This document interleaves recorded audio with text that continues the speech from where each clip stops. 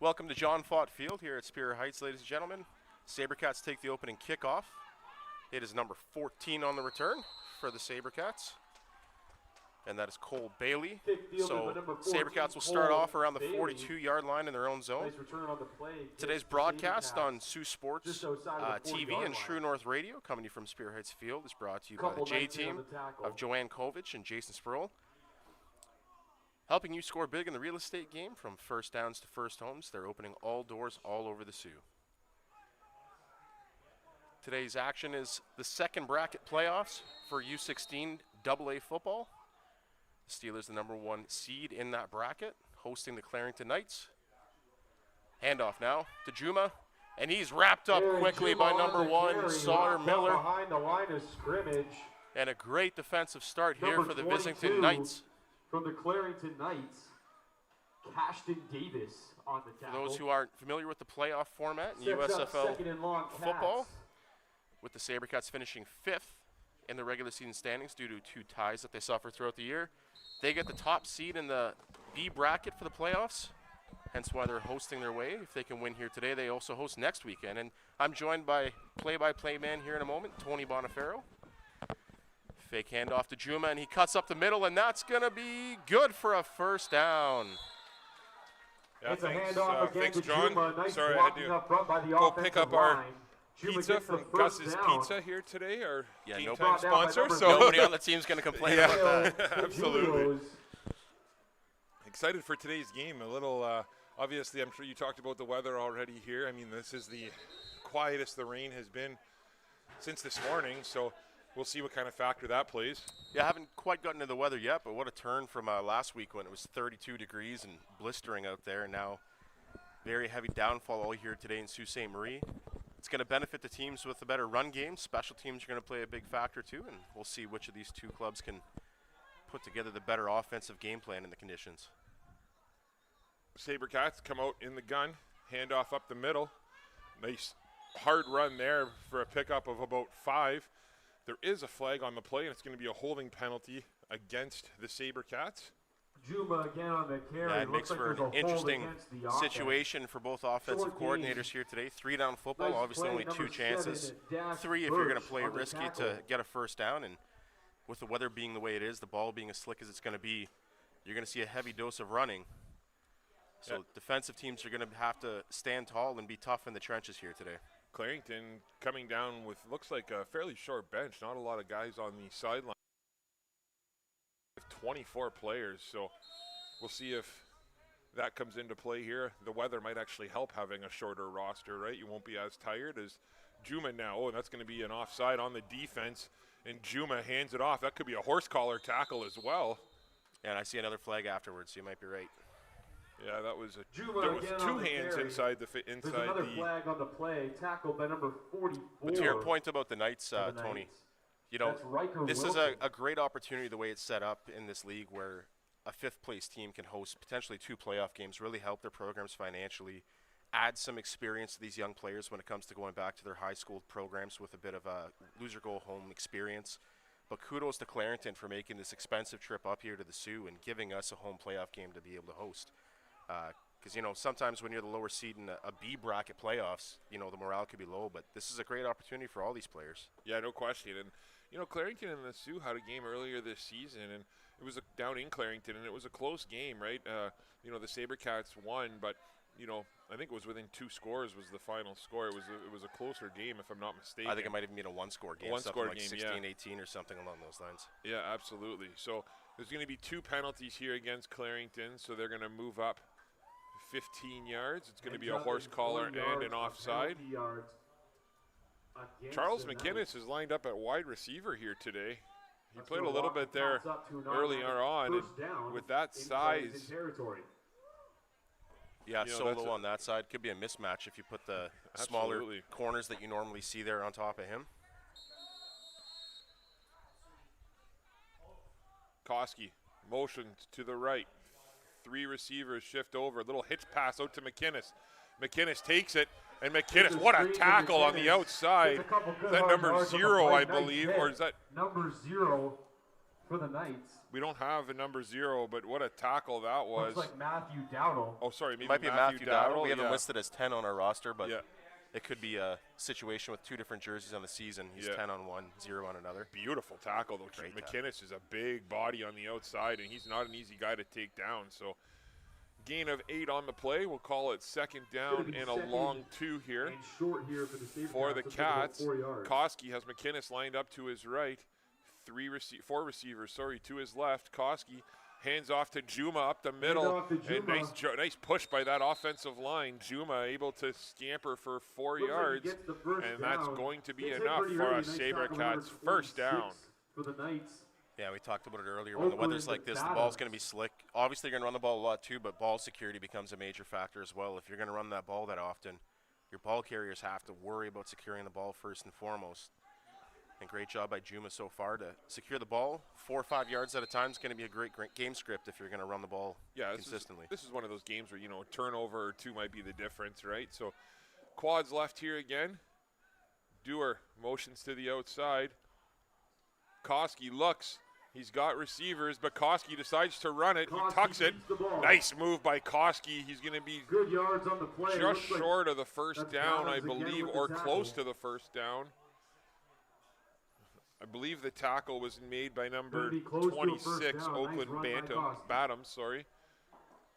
And the yard marker stick broke there, or fell apart there as they're setting up. So it looks like it's going to be second down and 2.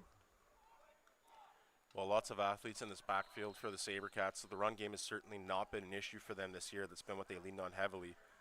You got Dylan Dewar as a wingback.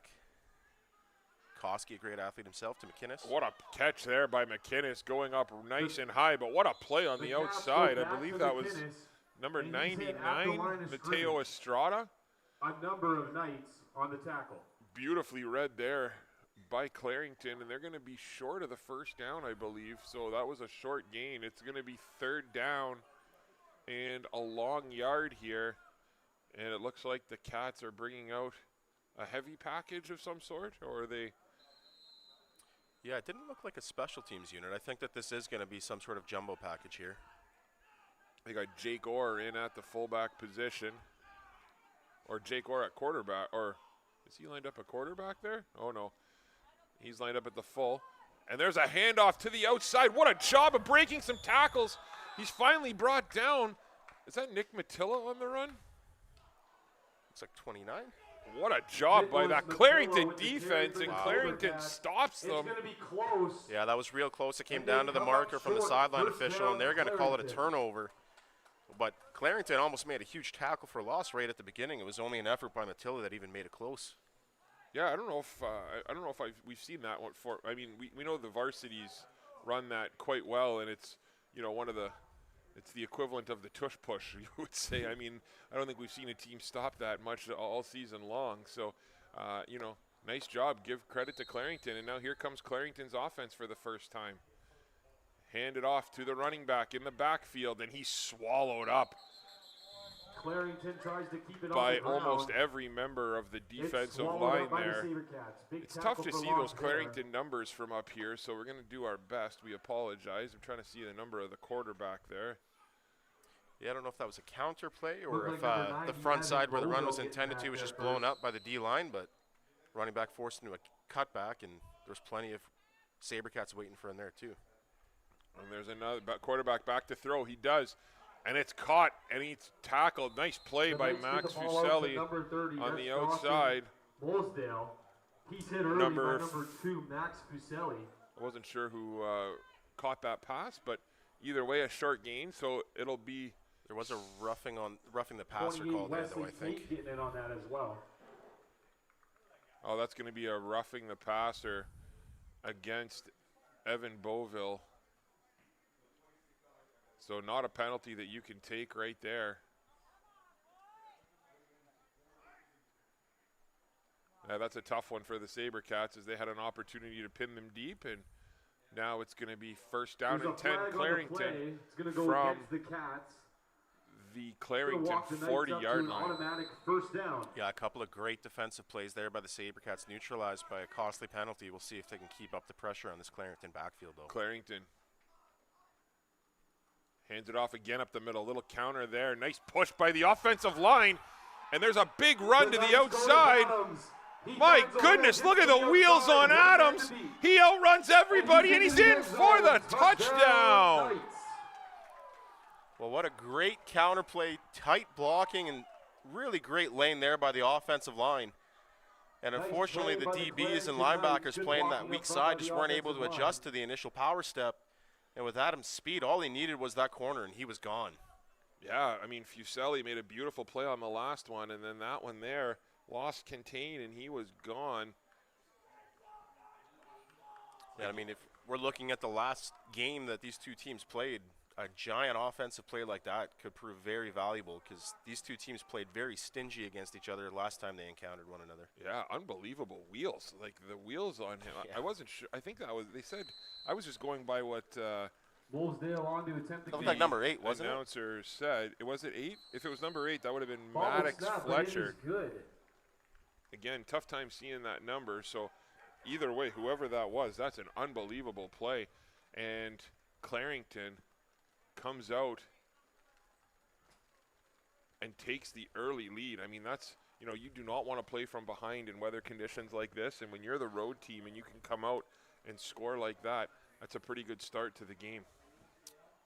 Yeah, no kidding. I mean, that's from deep in their own zone, potentially one play away from being stopped 2 and out. And we talked about a big costly play by the Sabercats defense, gives them a fresh set of downs, and first play later, That's, yeah, great point. Clarington takes off. Discipline right there. And you know, obviously that was a play that I'm sure the Sabercats D-line would like back, but the nice thing is it's a long football game, and we don't expect that to be the only score today, that's for sure. So opportunity here for the Sabercats now to answer that. I'm assuming the extra point was good. They haven't updated the score here yet.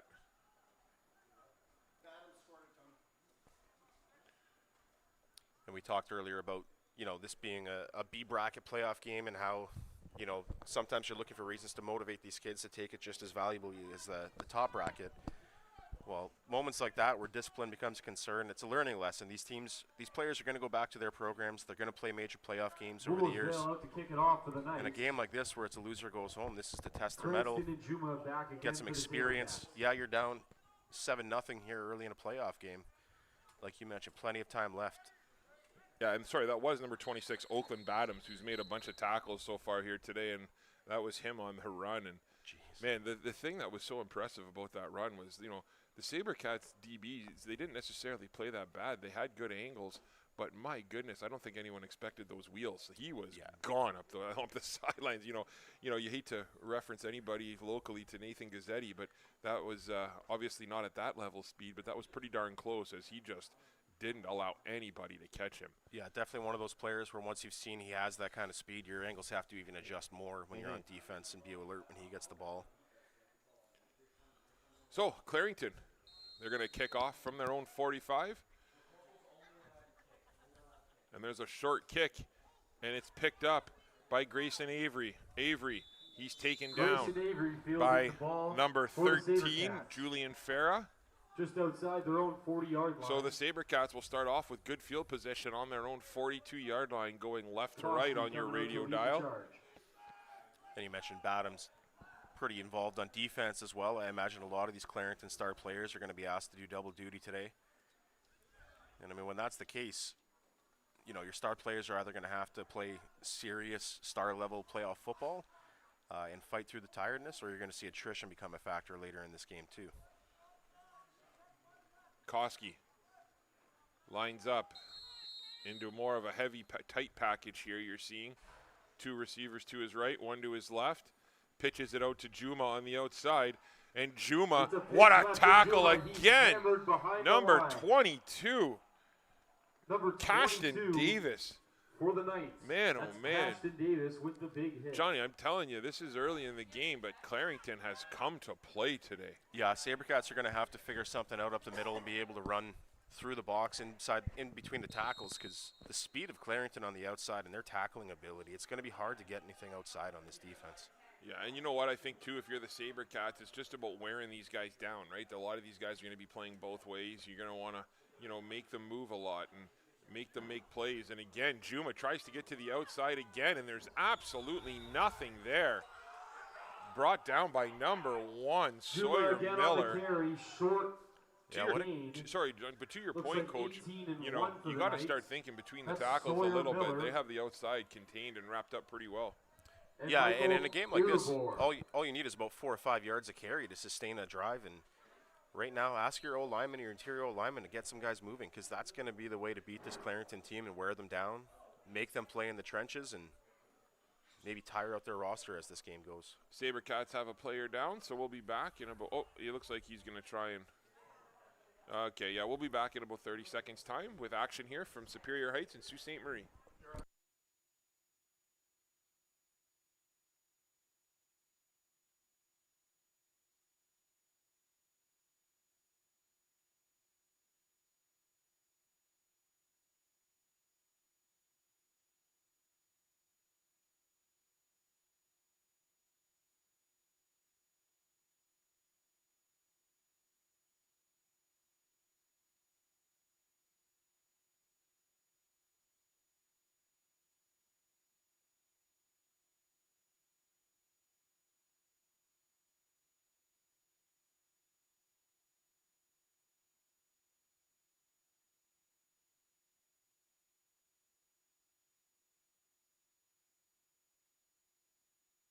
Nice to see Grayson Avery walk off there. And oh, and there's a fake punt there to Juma.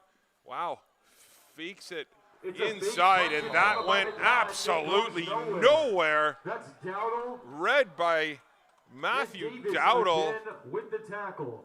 It's going to be first. Well, he's made a couple of plays so far. Yeah, what are your thoughts on that? Third and a long 8 from inside your own territory in a weather game like this. Well, I mean, I hope that the coaching staff would have seen something, but the problem is they haven't had to punt yet today, so I think that was just going to be a gut call. I mean, it wasn't something that Clarington did earlier in the game that they could see that got them to decide that was open. Yeah. They just decided to go for it there. Yeah. Clarington now, 1st and 10 from the Sabercats 45. Oh, looking to throw, and he's swallowed up. Great job by the interior of that defensive line, number 55 for the Cats. Led by number 55, Colton McLeod. Colton McLeod's listed as an offensive guard, but he's been playing D-tackle here today, and he's been in on quite a few plays. Yeah, and overall a great job by this defense on the few plays we've seen them. They've only let 1 play break free so far. Everything else has been a loss. So if they can just keep the big game-breaking plays away, they're doing a good job containing this backfield. Cole Valley pitches it to the running back on the left side. He comes in. There is a flag on the play.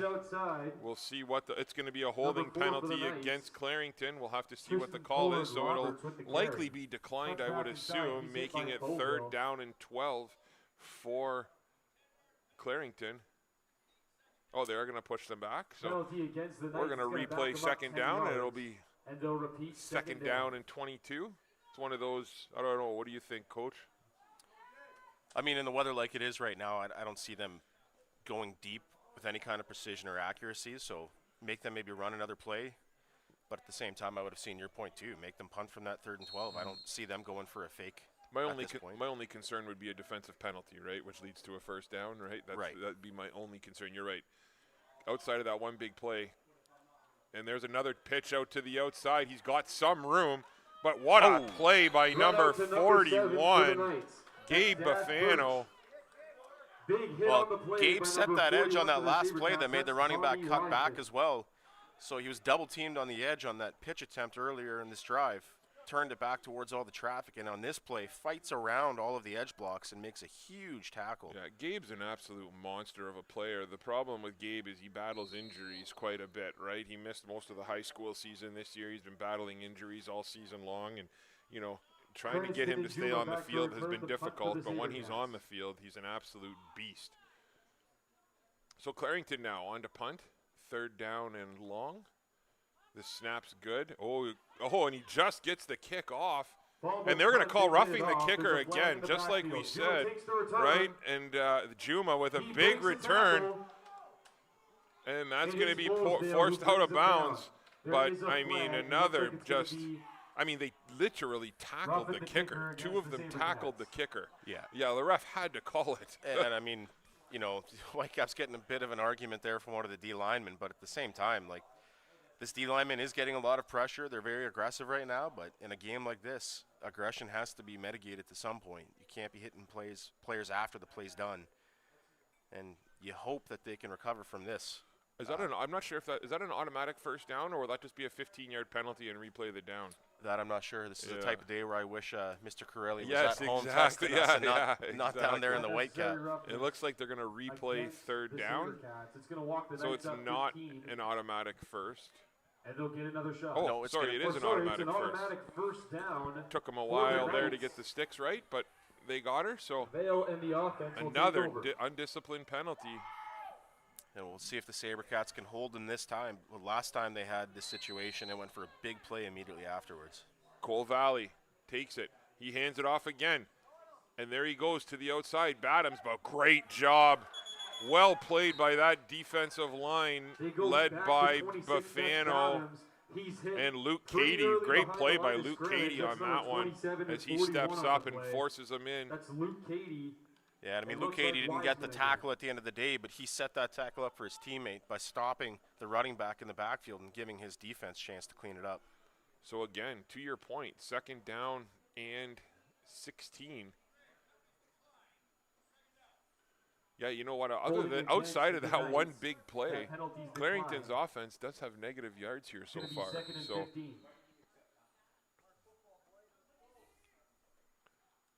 here comes Clarington. Two receivers to the right, two to the left. They motion over to the right, and there's a Green Valley rolls, and he hits him out in the flats. He's got some room, but nice play on the outside. And the Sabercats are able to corral him, so that was Woolsdale. And that's going to be a gain of 3 on the play. We got third down and 12 from the Sabercats' 45-yard line. And a great job. It looks like Wesley Tate getting out there, tracking that player out of the backfield, making a quick tackle. This is one of those plays where if you're rushing, you know, you've had 2 roughing the kicker penalties. You don't want to tell your D-line to not rush, but at some point they need to be a little more careful, right? Yeah, and maybe a little bit of an adjustment when you're telling them to block, put their hands towards the feet, not trying to run through the punter. And the snap's good. The kick is off. This time he wasn't touching. What a kick it was. And it's picked up by Juma inside the 5. Juma looks, and Juma's got some room. And oh my goodness, that's a decent little return of 32 yards. Drags a couple defenders for a few good hard yards. And that's where the Sabercats are going to take over. It's going to be first down and 10. Their own 30-yard line. Juma's slow to get up, but he'll be fine. He was banged up on a play earlier today too. I think maybe he's just battling a lingering bump, but hopefully he can survive the game because he is a pretty key piece to this offense here today. Aaron Juma is one tough kid, so I'm not concerned about him. I mean, if he's hurt, he's not going to play, right? But if he's if he's injured, he might still play. Like, he's that type of guy. Like, so here comes Koski now. The Cora Colts quarterback lines up in the gun, quads right. Juma lined up behind him. Dewar in motion to the right. Oh, and they drop the snap, but Koski picks it up, and he makes a play. And what a tackle again up the middle. Nice tackle. Great. Looks like number 5 for the Knights. So that was Brady Bassido, on the tackle, but nice play by Koski just to get some positive yards there. Yeah, and we talked earlier about how it's going to be a difficult game to try and push the ball downfield with the pass just because of the slickness of the ball, but that counts on the snaps as well. You know, the quarterback's going to have to be a lot more concentrated on their snap receiving, and on that play, it almost costly, but the first quarter. Koski was able to turn into something. And this will be the last play of the third quarter. Oh, and there's some miscommunication there. A little bit of miscommunication in the backfield. I think Koski was expecting to hand that to Lajinin, but Logan Lajinin wasn't expecting that one. So again, though, heads up play by Koski. Give Koski a ton of credit. That could have been dangerous, but he was able to pick up 2 positive yards. Great play by him. Yeah, and I think Lajinen there in a kind of a fill-in role here today, as normally we see Jahim Perot-Didier playing in that fullback position. So maybe a new responsibility there for Lajinen, who's a standout on defense for this team. Great athlete.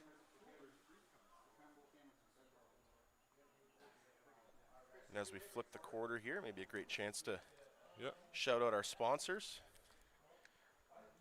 And today's sponsors for our broadcast: Algoma District School Board, Algoma Thunderbirds Athletics, Huron Spirit Catholic District School Board, and Gen 7 Fuels, as well as the broadcast partner for today, J-Team at Century 21 Choice Realty.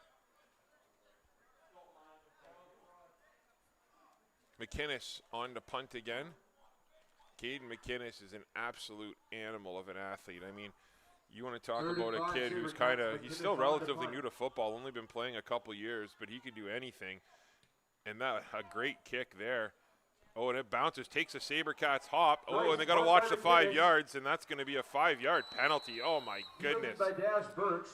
Yeah, you got a player on the run backwards. You got plenty of guys downfield in coverage with no blockers in front of you. It's one of those plays where, again, discipline kind of playing a key factor here for the field position battle the Sabercats are in, and that's an easy one to let up on and chase him down once he's all by himself back there at the 20-yard line. Yeah, that's an easy call for the official, right? And again, big penalty here for the Sabercats. Had them pinned inside the 25. It's going to get taken out now to about, it's only a 5-yard variety, so not the end of the world. So it'll be first down and 10 Clarington from their own 27-yard line, going left to right on your radio dial with 11:36 to play here in the second quarter. Clarington with a 7-0 lead. Valley or Vale, I'm not sure which one it is. If anyone's listening from Clarington, you can correct me if you'd like. And what a throw that was. Wow, over the head of Katie and into the hands of Michael Earbor. But well played by Katie to knock that down and hit the player right afterwards. Yeah, and we're going to sound like a broken record here today. Passing the ball is going to be difficult with the conditions here. The ball's going to be waterlogged. It's going to be slippery.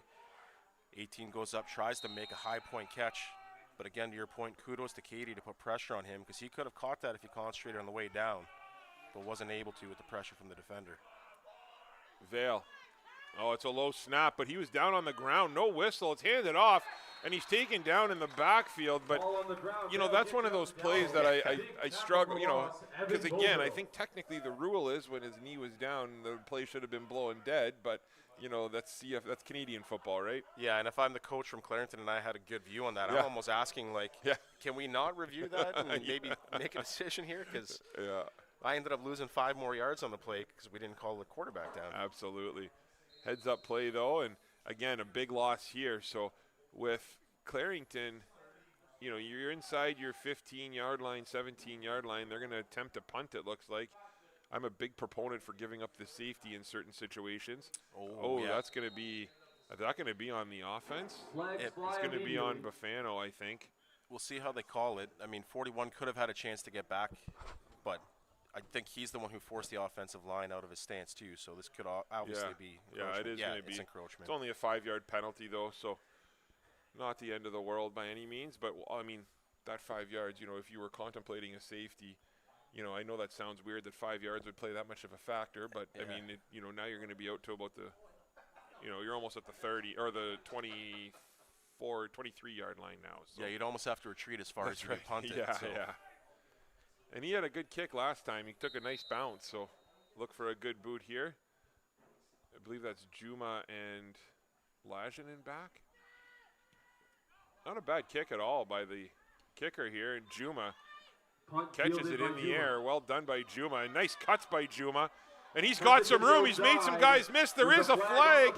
And that's a horse collar and a, Yeah, these might offset each other here. Yeah, I mean, Tristan Pollard Roberts with the horse collar, but, that's one of those plays where if he didn't grab him from somewhere, he was gone. So nice return, though, by Juma. Way to make a play. And, I mean, ultimately, if you're that player from Clarington, too, You might not have known there was another That's penalty right. already called. If you didn't know that, you technically save a touchdown probably in that situation. And now these penalties wash each other out for the most part. It might be a 5-yard difference at the end, but So it's going to be a hold against the Sabercats, and then that's going to be a 10-yard penalty.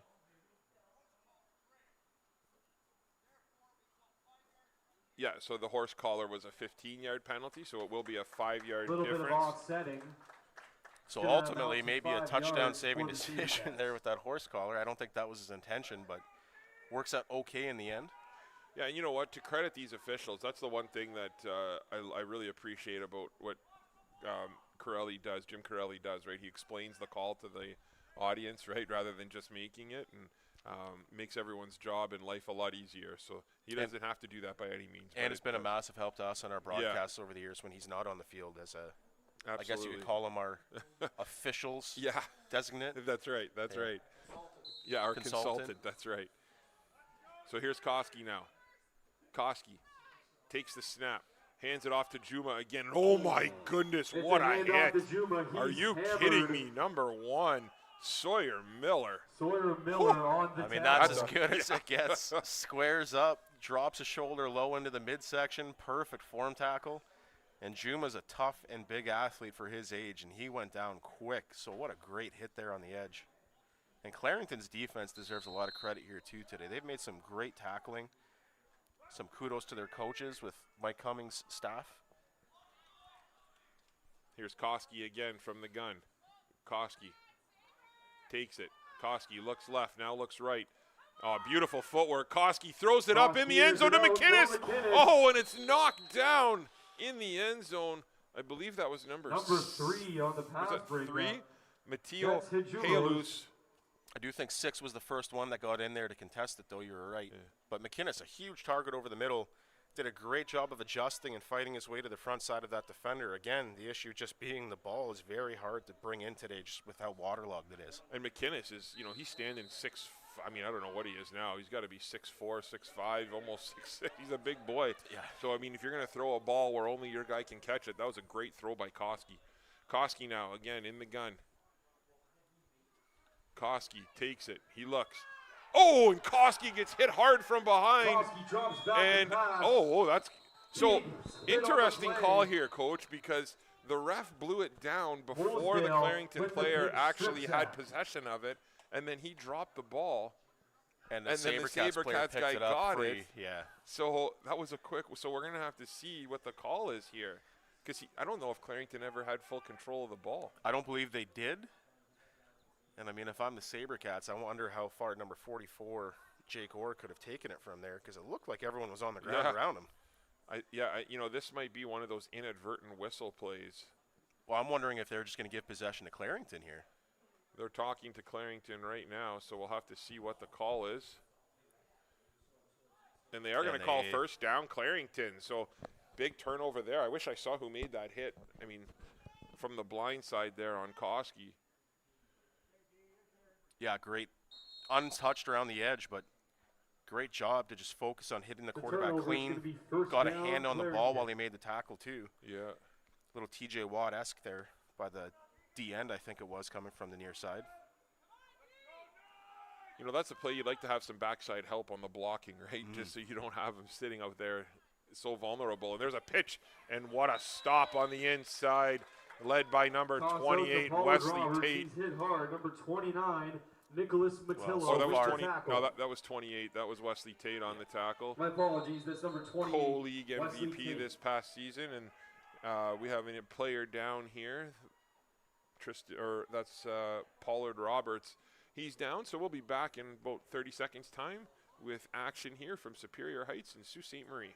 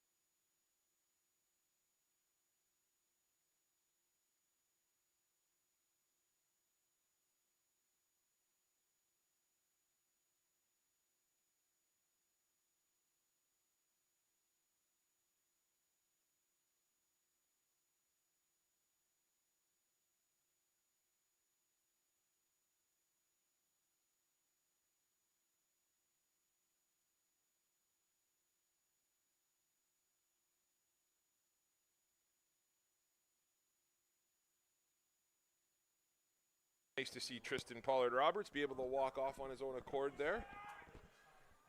So Clarington now, 2nd down and 14.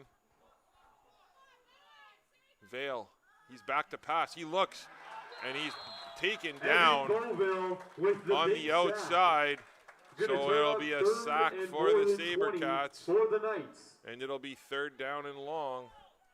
Now we're talking about, again, I'm assuming this is, Clarington's expecting this to be a low-scoring game, and maybe they're scared to give up a couple points. But, how long are you going to play with fire here for, right? Yeah, and I mean, you look at that D-line, Beauville with the sack there, number 41.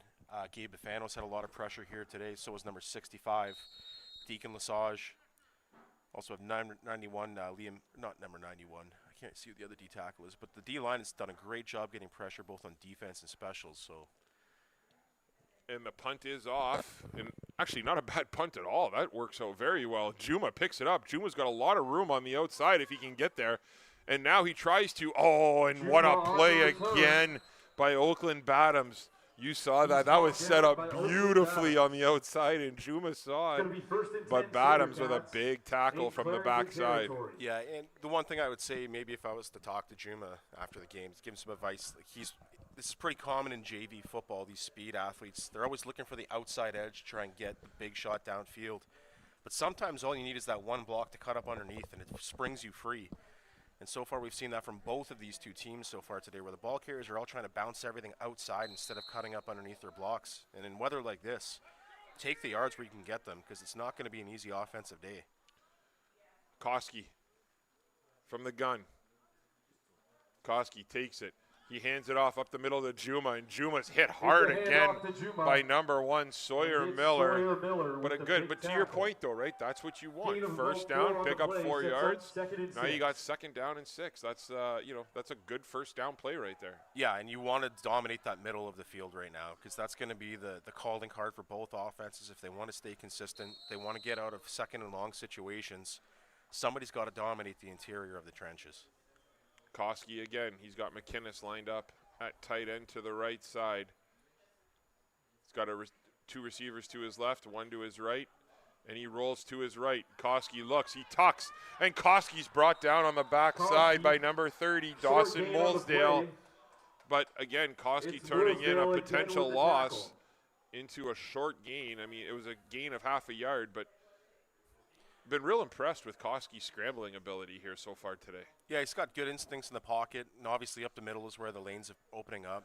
Clarington playing a 34 defense, which means there's only 1 down D tackle, and they've got a lot of speed and athletes on the outside exterior of the tackle. So if I'm the Sabercats offense, I'm trying to attack that soft zone of the D-line. And Koski, when he has nothing outside, he's been trying to take that lane himself. Yeah, you want to – oh, this is a big punt here. If they can pin them deep, this is a big opportunity for the Cats. What a kick by McInnes. It goes into the end zone, and he coffin cornered him there, and he just gets it out. What a job by Clarington.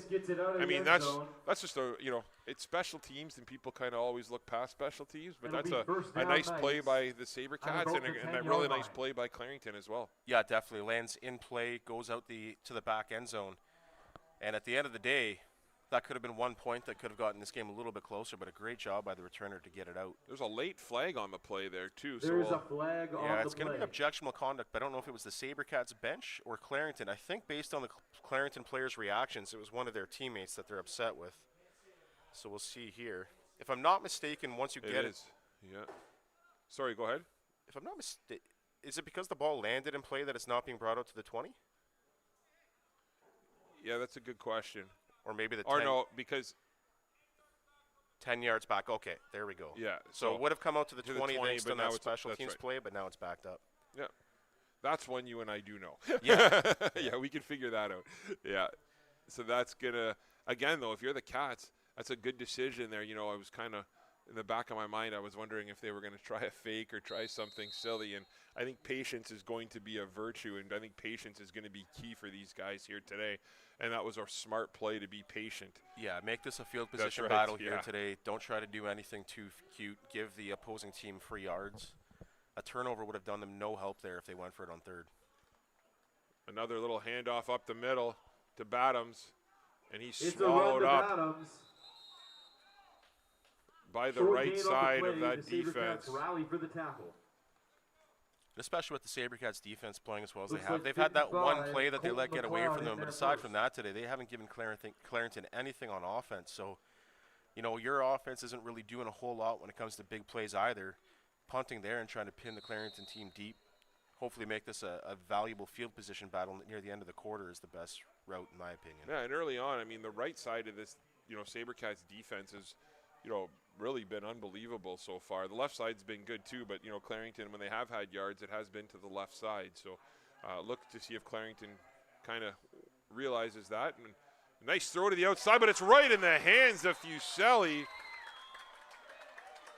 Fails pass. What great to the pressure by outside. number It's intercepted, 55 number yet again. 41. Colton McLeod is Tommy having a Wiseman. game at that D tackle Or position. sorry, number 2, Max Fuseli Yeah, with the you know, interception. Again, broken record. Today's a tough day to try and pass the ball. It's just not going to come out of your hand the way you want to. The grip when you're the quarterback is going to be off. And there's a real risk of overthrowing. We've seen a couple of overthrown balls here today from both quarterbacks.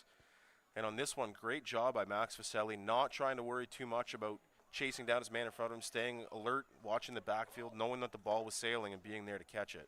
Yeah, that one hit him almost in the face mask, right? That was a good play there. But this is, again, kind of what we were talking about patience, right? And that's where that, you know, that punt, force a turnover, force a punt, and the Sabercats were able to actually get a turnover on the very first play. So this is their best starting field position. Actually, I think it's their best field position of the day. So they'll be taking over first down and 10 from the Clarington 19-yard line with 4:40 to go here in the second quarter. We have a timeout called by Clarington, so we're going to allow Coach Bouge to just give a shout-out to a few more of our sponsors. Yeah, well, we have a chance here. I'd like to thank our sponsors here today in the first quarter, Algoma District School Board, Algoma Thunderbird Athletics, Huron Superior Catholic District School Board, Gen 7, and sorry, this is the second quarter, so we have a few more. Freeze Frame Photos, True North Radio, PB Pro Shop, Swing Away Batting Cages, O'Sullivan Funeral Home, and Gus's Pizza, as well as the J Team at Century 21, our broadcast partner for today. And if I'm the Sabercats here on offense, I'm not going to try to do anything too fancy here. You're in the red zone. You know, don't turn the ball over here. Try to get as much out of it. It's 3-down territory if you really want to go for it as well. So let the run game do its thing.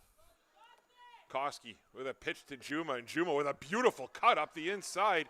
And now Juma comes in. Oh, and there's a late flag, and the ball is loose. Oh, my goodness. Are you kidding me? Did Clarington grab that?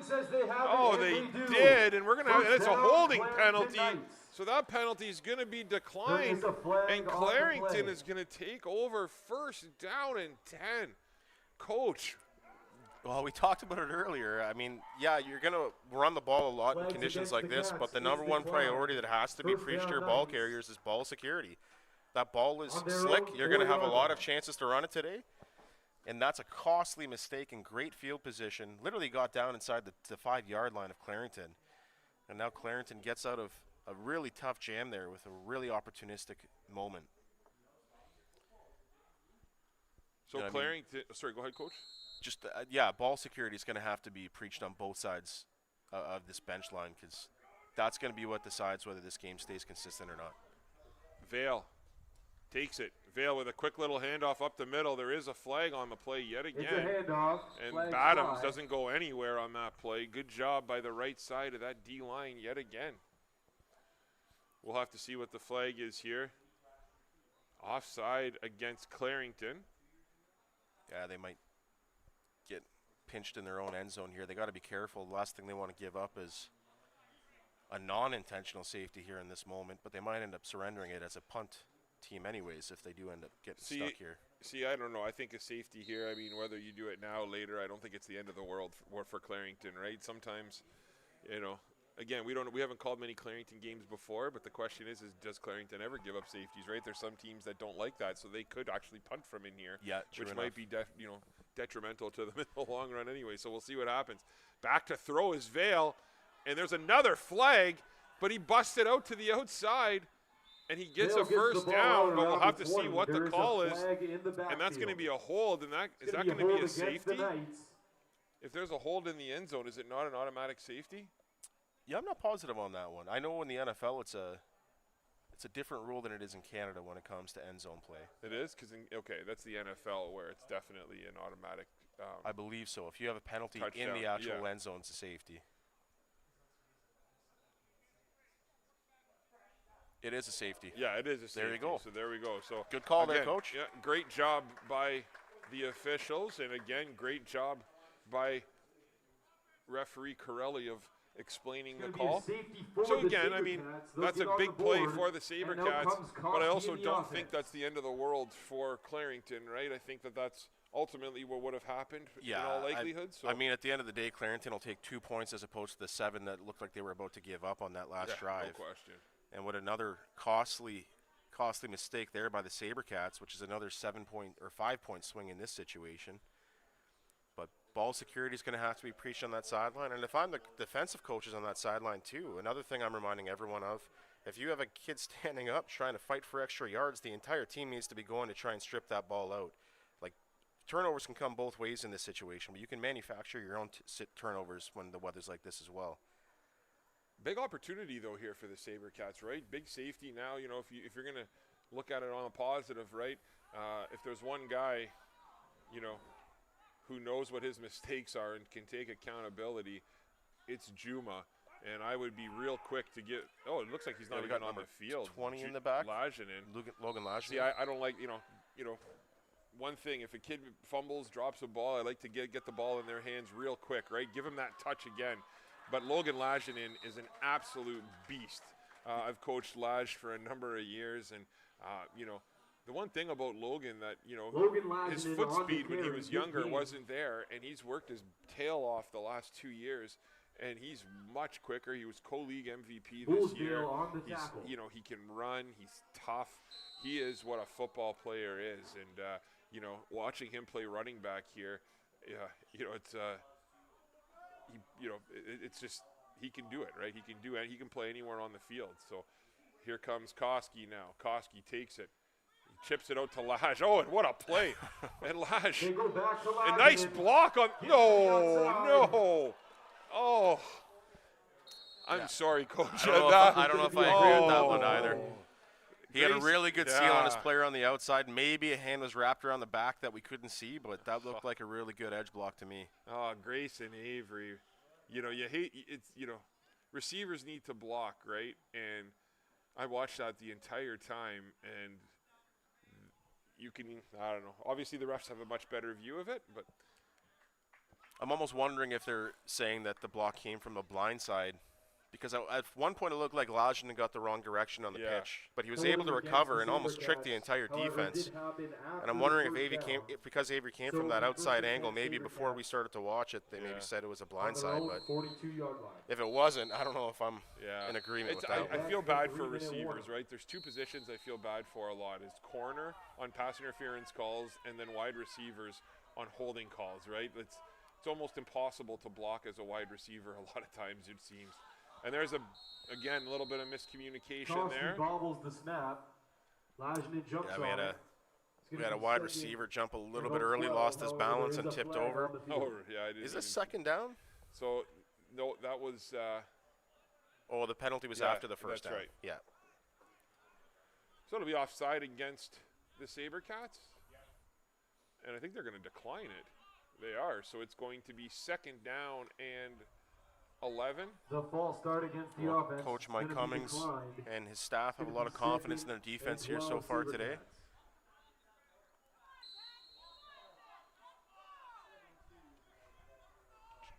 Koski talks to Dewar.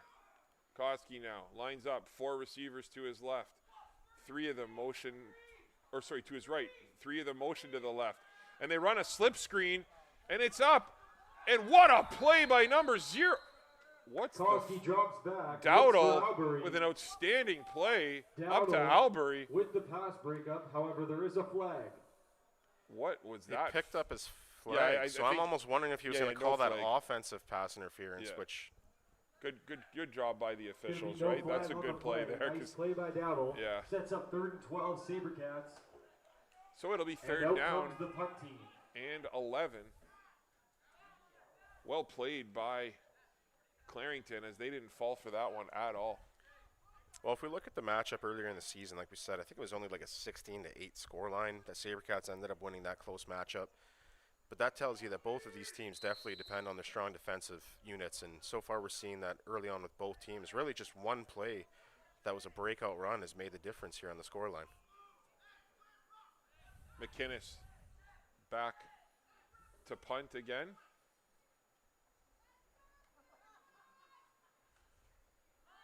McInnes with another nice boot. Directional kick and outstanding job by McInnes. That's going to go out of bounds at the 33-yard line of Clarington with 2 minutes to play here. You know, if you're the Sabercats D right now, you have to, you know, you're playing a great game and you're doing everything you possibly can here to try and spark this offense. You know, I don't know. I don't want to say they need to make a big play here, but, you know, because they've been making them all game. But if they can get a quick stop here and maybe even force some sort of turnover and give your offense a chance to, you know, get something before half, that might be the spark this team needs. Yeah, and if I'm speaking any kind of positivity into my team at halftime, I'm telling our players we've done a great job controlling field possession in this game. We've constantly been putting Clarington into deficit every time they touch the ball. Just keep focused on that. Eventually the opportunity will be there for the offense, but you just have to keep standing tall. Vale looks. A nice play on the outside by Katie again.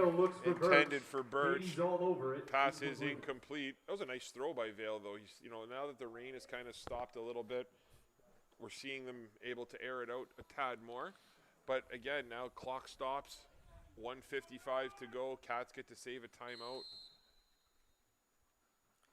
Yeah, I'd say if there's only one thing I'm nervous about if I'm calling those plays in the flats is I do not want to throw a pick six here with 1:55 left to go in this game. Sabercats defensive backs have been very aggressive. There's Bottoms again up the middle, and he stood up in the hole. Great play again by the right side, led by, Big I'm trying to see, by the I got his defense. number 52. Looks like it's going to be That's a tackle Gabe for Phillips loss. with a nice play. Phillips read that one perfectly. I mean, if there's one thing Gabe Phillips can do, it's he can hit. So, you know, he's one tough guy, and if you get, you know, if you're one-on-one with him, he's going to put you into, you know, another universe if he gets a one-on-one shot on you. So, looks like we got a timeout here by Clarington with 1:49 to play. So the defense did exactly what they needed to do here, right? And now at some point, you're asking this offense, they need to make a play. And one thing that, you know, we haven't seen much of, we haven't seen the Sabercats, I don't think we've seen J.J. Prodidier touch the ball yet today. We saw one pass to Drew Albury so far today. You know, those are two offensive weapons that this team has, and we haven't seen them utilized very much. So, you know, look for them, Sabercats, to maybe kind of lean on those two going forward or potentially in the second half. Yeah, and even Grayson Avery had a great week last week. A wideout player that they use as a quick option sometimes in a little hitch pass or a screen. So there are ways to pass the ball. It's just a matter of not putting it downfield where you can't get a full grip on the ball, maybe a full release on it. But hopefully maybe a little bit more diversity from the offensive game plan here in the final minutes of this half. Oh, nice. You know what? Clarington's punter. Nice the punt off, and it goes out of bounds around the 50-yard line. He's got to be in player of the game. Yeah, he makes the most out of nothing sometimes. He's very composed back there, and there's been a couple of times where he's just trying to find a kicking lane to kick it through. Sawyer Miller has just done an unbelievable job here so far. The other thing I noticed on the last drive, too, Logan Lashton did have a couple of good reps there. Penalties ended up calling back a lot of the progress that was made. I can't see yet if Juma's back in or if it's Lajin back out at running back. Yeah, I mean, the best push that they've had so far in this game was when Lajinen was at running back, right? So, you know, put them both out there if you need to. There's also a possibility that Juma's been battling that injury from earlier in the game, too. 1st and 10, Sabercats. Why is the clock? Yeah, the clock's been running this whole time. It was at 1:06. So clock is still, so there was 1:06 when the clock started running.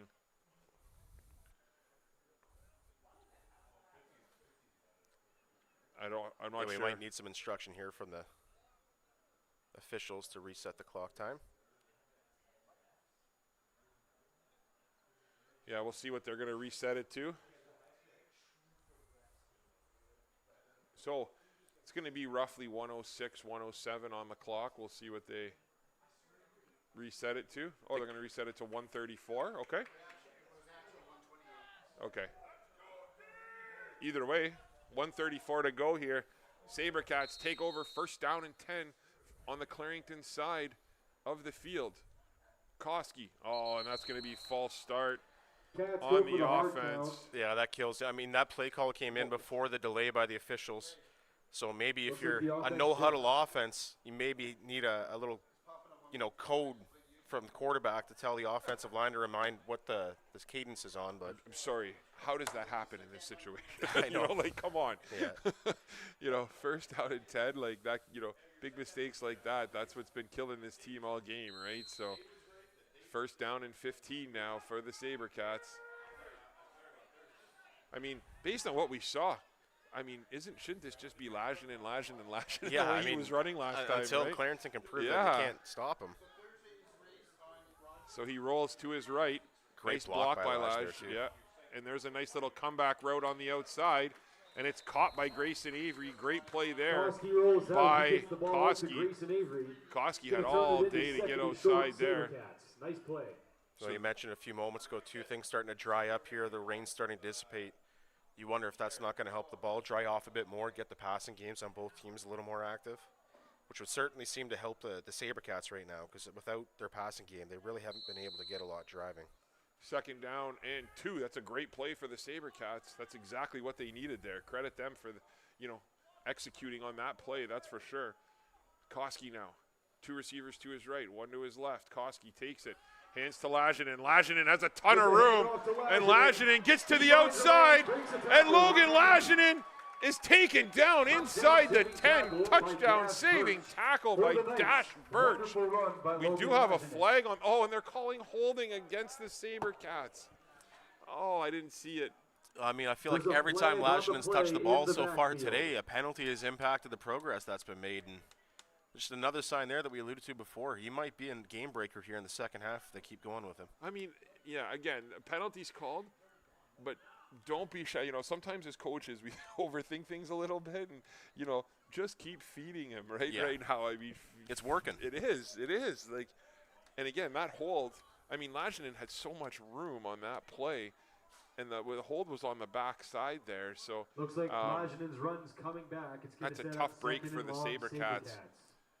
And it looks like this player down might be a minute. Yeah, here, so we'll be back when the player's back up and running around, hopefully. So we'll be back from Superior Heights in about 30 seconds' time. Thanks so much.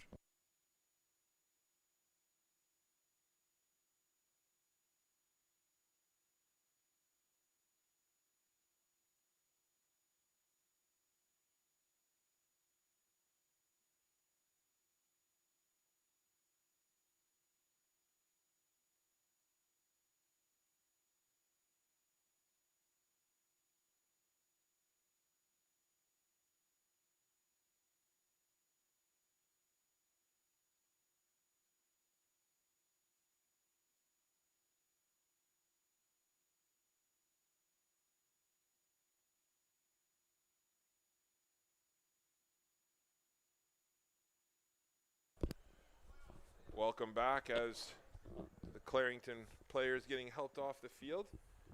So second down and 12 here for the Sabercats from midfield.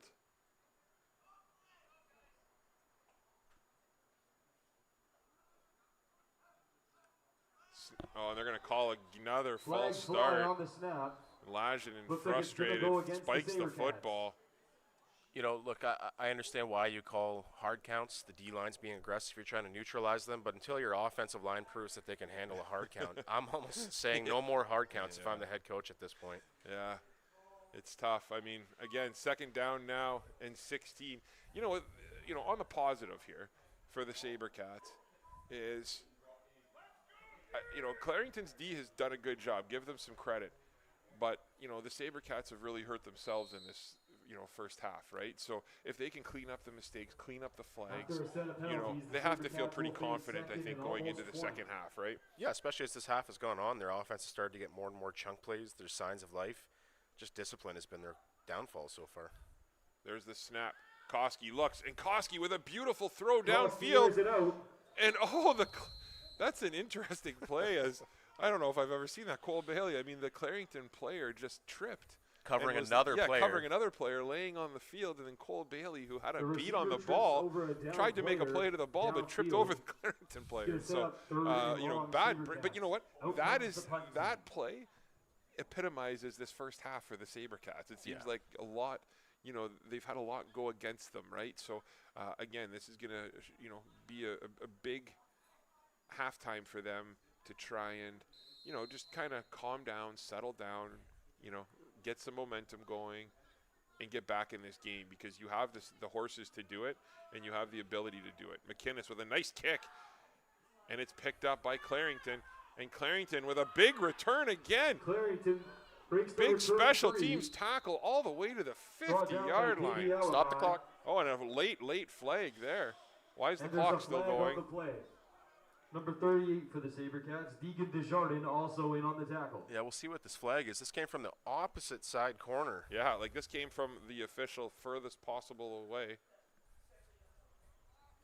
There should be a couple seconds added to the clock. We'll see if I don't know if they noticed it or not, but.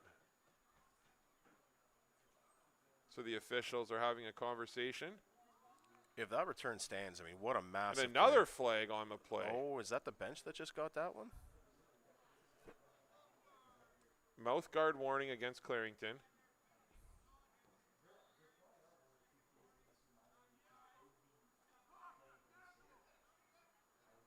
So it was a mouth guard warning, and then, or it was a mouth guard penalty.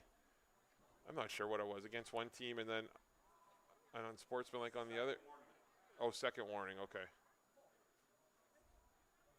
So back 5, Couple flags out there. It's and gonna it'll be and first 10 down and 10 Clarington on the Sabercat from the 54-yard 54-yard line of the Sabercats. Yeah, and just for those who don't maybe know, my experience as a player has been when you forget to put your mouth guard in, or some of these young players choose not to because they see the NFL players doing it, they'll get at least one warning from the officials, and if they don't comply, then they'll get a penalty for equipment. Vale, another flag.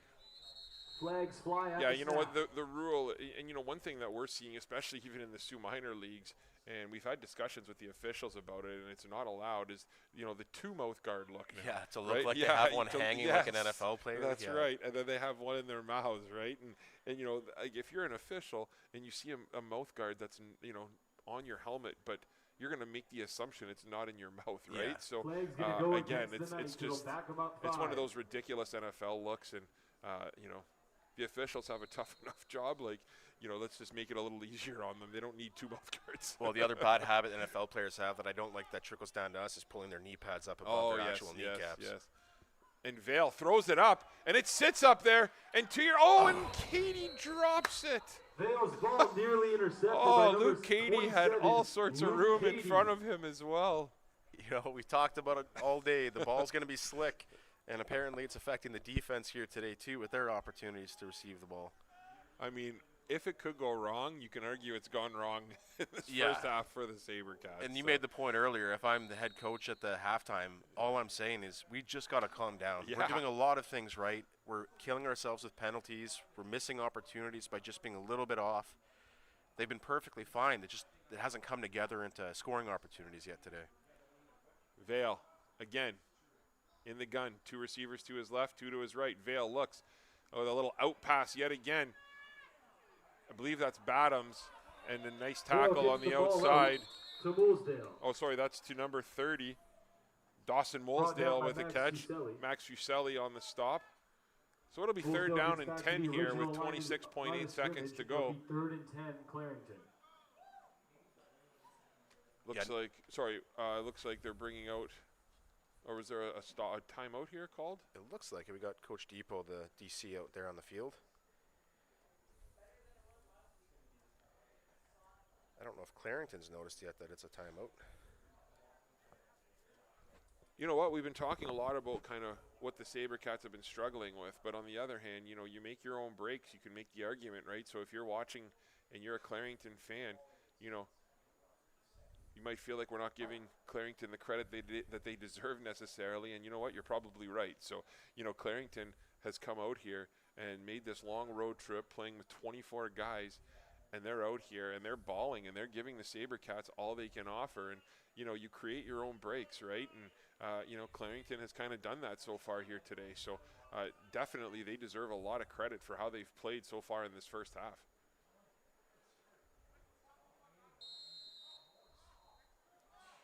There's the snap and another nice kick. And it's taken. Is that Lajinen? It is. It's Lajinen. Oh, my goodness, Buffano.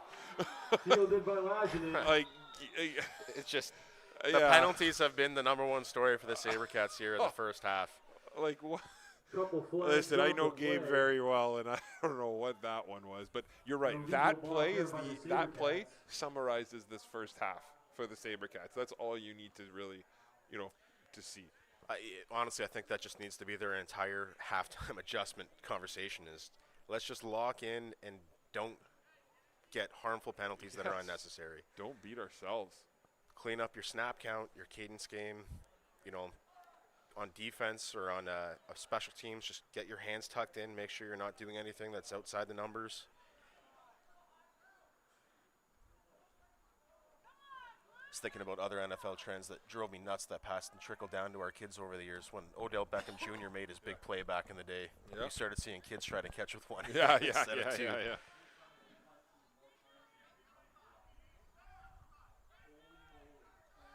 So with 14.9 seconds to go here, we'll see what the Sabercats decide to do. I mean, again, right, what's been the thing that's worked for you so far today? Outside of penalties, it's been handing the ball off to Lajinen, right? And he's shown the ability. A lot of times teams feel like they have to pass in these situations, but when teams come out, look, Clarington's running almost like a cover 5 right now. Hand the ball off to Lajinen and let him make some plays. Like, let him make a play. And only about 4 guys in the box. And another flag, but again, they're running this, and that's dangerous, and oh my goodness.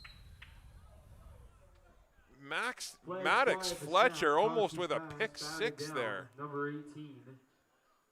And I'm assuming this is on the offense again. But again, you're running a hitch pass to McInnes, right? Yeah. On that play with 14.5 seconds left. You know, not much. That's not a big play. Not a big play there, right? So right. It's Kudos to McInnes for his skill and his ability and his size, but he's not the player who's going to take you 80 yards down the field at this moment either, right? So that's going to be another penalty against the Sabercats. We're going to have to get some stats. I'm not sure who's doing stats.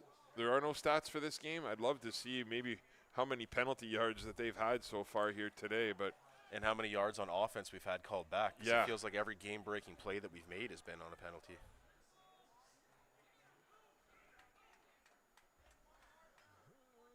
And now they've moved back up. So it'll be 2nd down and 10 for the Sabercats.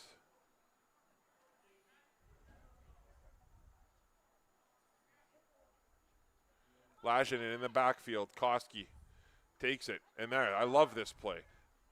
You know, even if it doesn't work, they get positive yards. Like, that's the play that's worked for you. I like that play, right? Try and get a big play here on the ground where you've had some success. So it'll be 3rd down and 5. And it's a timeout here for the Sabercats. So we'll be back in about 30 seconds time with the last 6 seconds here from Superior Heights in Sault Ste Marie.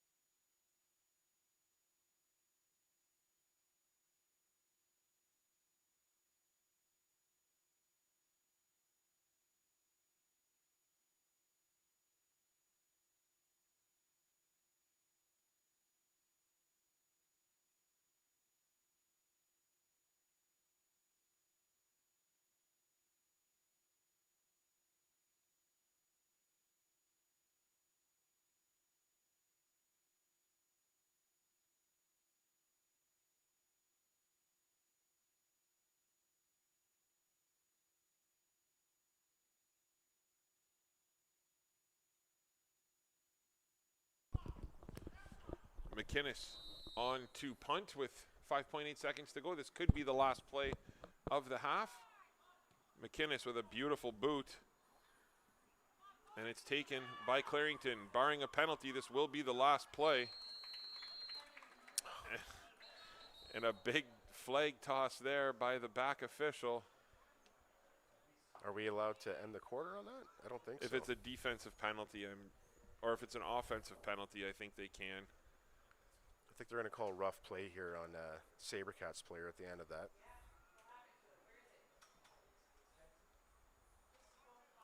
It's going to be holding against the Sabercats. So they're going to move up a few yards. And is that going to be how? I mean, Clarington. No, I think they're going to have one more play.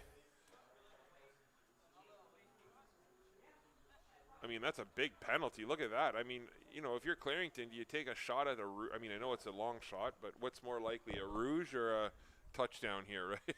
Yeah. If I am going to run an offensive play, I don't even care if it's an interception. I'm just trying to get a guy downfield at this point. But you know what? If I'm Clarington and, you know, you were to ask me before the game, hey, would you take a 7-2 lead going into halftime?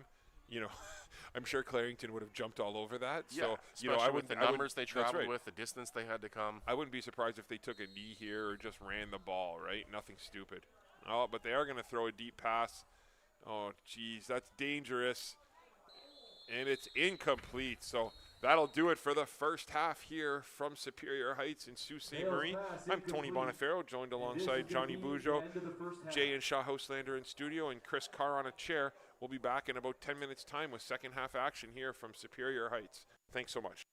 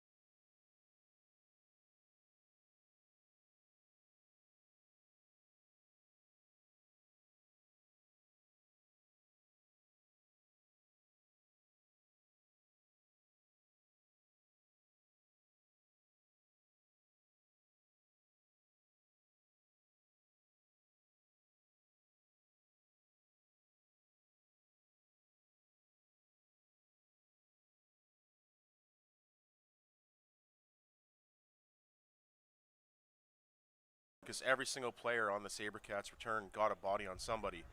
So no doubt they were challenged at halftime to put a little more aggression and effort in too. So Sabercats now with an opportunity, first down and 10 from their own 54-yard line, going left to right on your radio dial. Koski from the gun. Koski hands it off to Lajinen up the middle, and Lajinen with a good hard run picks up 5 yards. Number 10, Drew Albury, needs to be careful as he's playing clearly with no mouth guard in his mouth as he ran that entire route. Yeah, we've already seen the officials. With his white mouth guard, all over, and there he goes. The officials giving it to him right now. There's a mouth guard warning, so the next time it'll be a penalty. Yeah. And Albury's complaining, but he has absolutely nothing to be complaining about. As we watched him run up there, and he clearly didn't have it in his mouth the entire time. Again, it's just one of those bad habits from the NFL that I can't stand that the pros teach to our youth. I don't understand the point of having a mouth guard hanging. It's there to protect you from concussions, chipped teeth. And here at the youth level, you don't get to make the choice as the youth. It's there to protect your best interest. Get hit hard once going over the middle with no mouth guard in your mouth, you'll never do that again. Koski now from the gun. Koski hands it off again. Lajinen with another beautiful run. And Lajinen did something we haven't seen a running back do yet today and got away from Sawyer Miller as Sawyer Miller had a wide open shot. But again, this is what we talked about right at the end of the second quarter. Do what works, and Lajinen's been working. And he's just, you talked about maybe him not having great foot speed when he was young, but when he was young, he was a football player. That's how you would describe him, right? But now he's turning into an athlete too, and you're seeing it in open space. When he gets there, he's confident. He's willing to try and make guys miss. He looks for the open space, and he goes to it full speed. He's not a normal running back, but he seems to have a great instinct for the position. There's a handoff again to Lajinen, and Lajinen with a beautiful cut up the middle. Great job by that offensive line. And this is what we needed. This is what we wanted to see. This is what we hoped we'd see. This is exactly what we were hoping for. And great job by Jordan Robinson-Wright, the offensive coordinator, of just simplifying things a little bit and doing what works. The thing I like about Laj, like we said, he's not a natural running back. We've only seen him play there a few times. Today, you see it even without his experience at the position. He follows his blockers. He looks for the cut-up field. He looks to get yards, and then he breaks for open space. So great instincts for a position that's not his natural one. Koski again in the gun. 2 receivers to his right, 1 to his left. There's a handoff up the middle, and that's well played. It's a handoff up the middle. That's the fullback Orr. Jake Orr is brought down after a short gain. That's going to be close to the first down. We're going to have to see the spot here. And you know what, Logan Lajinen, he did play running back for me his grade 8 year, but that was only because we didn't have much at the position. And, that was the one thing that Laj did amazing, because he's a natural defensive player. And what he learned to do was follow his blocks and put his head down and get those yards. And he was unbelievable for us that season. And, you're kind of seeing that little aspect of it here, kind of transfer over, which is huge. 3rd and inches, and the Sabercats come out in the gun. Koski has it. Koski takes it, hands it off to Laj up the middle, and Laj with a beautiful spin move out of it. He gets to the outside with a stiff arm, and what a touchdown-saving tackle again on the outside. I believe that was Dash Burge on the stop, but what a run again by Laj. Yeah, breaking tackles, fighting through, not giving up extra yards. I mean, he's showing toughness of a guy who's your bell cow, and this hasn't been their bell cow all season, but his ability to break tackles, fight for extra yards, his instincts to know where extra space is going to be. He doesn't get tunnel vision and fall in love with his initial eye placement. I'm really impressed by him so far here today, and if it ends up being the key factor for this team, he ends up saving this game for them in a lot of ways. Koski now in the gun. Yet again. And that's going to be another false start on the offense as everybody, there were quite a few of them moving. Yeah, and that was something we were hoping to see mitigated at the halftime adjustment. Maybe it goes back to that conversation of just simplifying the cadence and snap counts. I know you do it to try to neutralize the D-line for being aggressive, but if your O-line can't, all get on board with the snap count, you might have to think about getting rid of the hard count. It'll be 1st and 15, back 5. So the Sabercats again, 5-yard penalty. You know, in all seriousness, though, that shouldn't really change your play call a whole lot here, right? It should just keep doing what's working. I mean, you've been able to get 15 yards in 2 plays the last couple drives that you've had going back to this last, to the second quarter here. So Koski now in the gun. Again, nice play. I like it. Lajinen up the middle, falls forward. He's going to pick up Lajinen falls forward. only about Short 3 gain yards. on I the thought he play. got a little bit Sets more. up 2nd and 13. But either way, I mean, I do like the play call, right? Be patient, and that's what they're doing here. Yeah, and you're back in a situation where earlier in the game, too, where you're definitely winning the field position battle. It's just a matter of not making mistakes to give that advantage away. Number 78, Lane Sayers. Looks like he's a little bit rattled down there. He's been, I don't know if he got hurt on what part of him got hurt, but he's definitely nursing something, and he's an absolute animal on that O-line. So keep an eye there.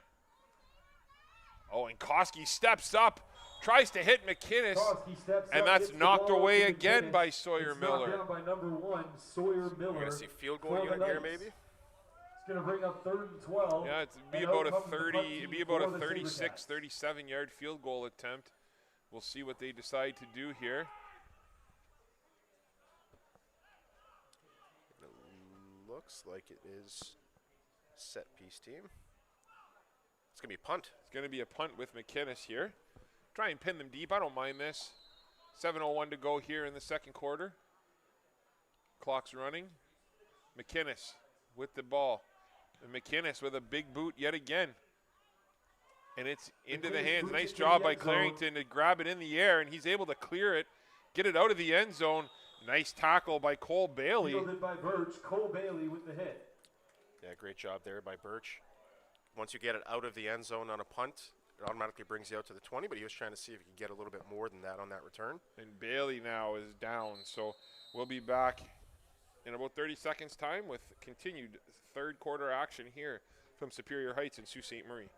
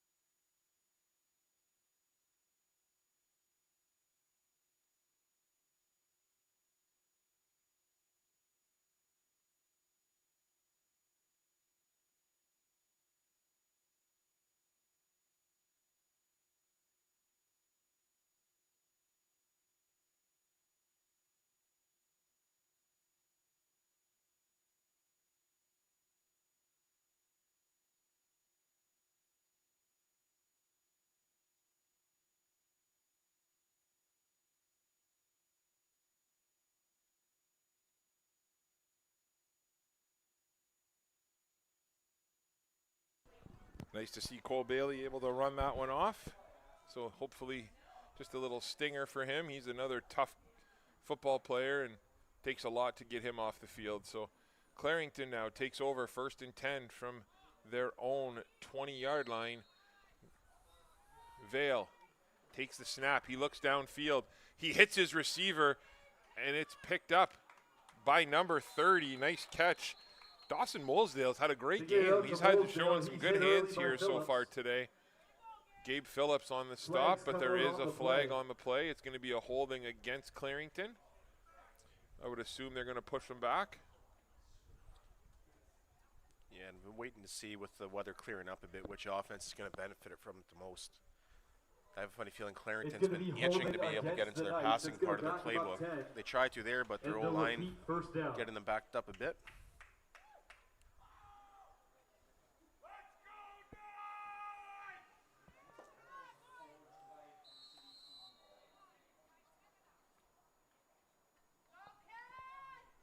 If the Sabercats can stay composed here, they're continuing to win the field position battle here. Vale takes it. Another flag. They blew that one down before the play. Flags fly at the snap. So with 6:18 to go, we're going to have to see what this one is.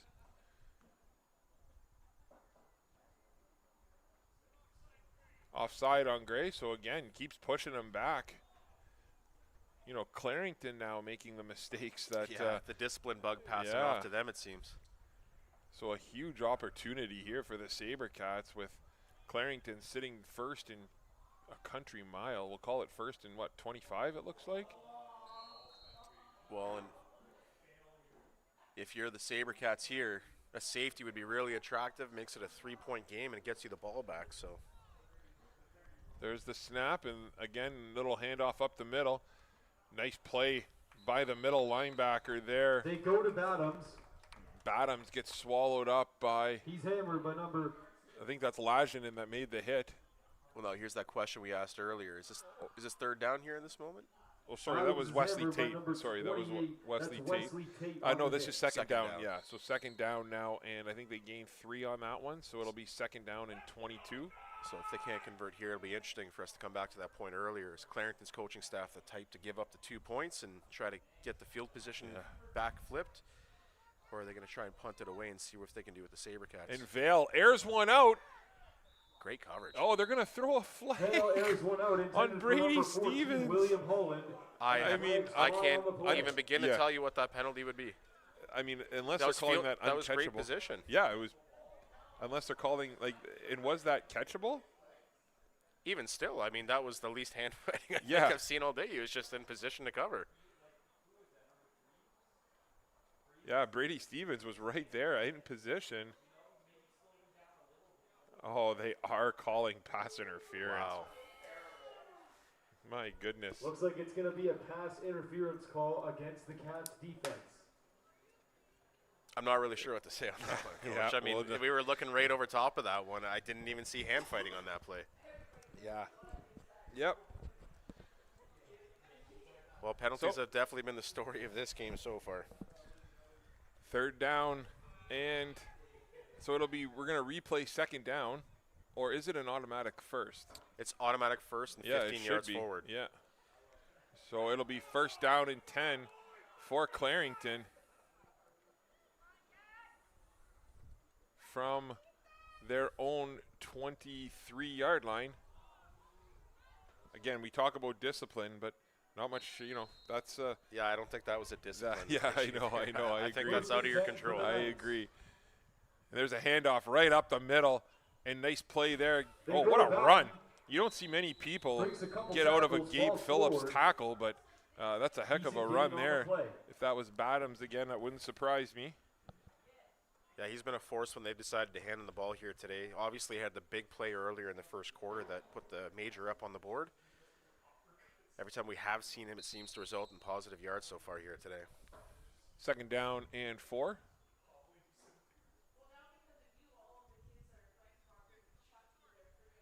So here we go. Clarington now. It's a big down here if you're the Cats to get off the field. Oh, they try and run that out pass. I think that was tipped at the line there, Coach. Yeah, good play, but Luke Cady had a beat on that one too. 3rd and 5 Knights. Great defensive play there by the Sabercats. That's exactly what they needed. So we got third down now and 4. And obviously, you know, didn't pin them as deep as they had hoped, but they're still going to get possession of the ball here, and they have a real good chance of taking over possession inside Clarington territory.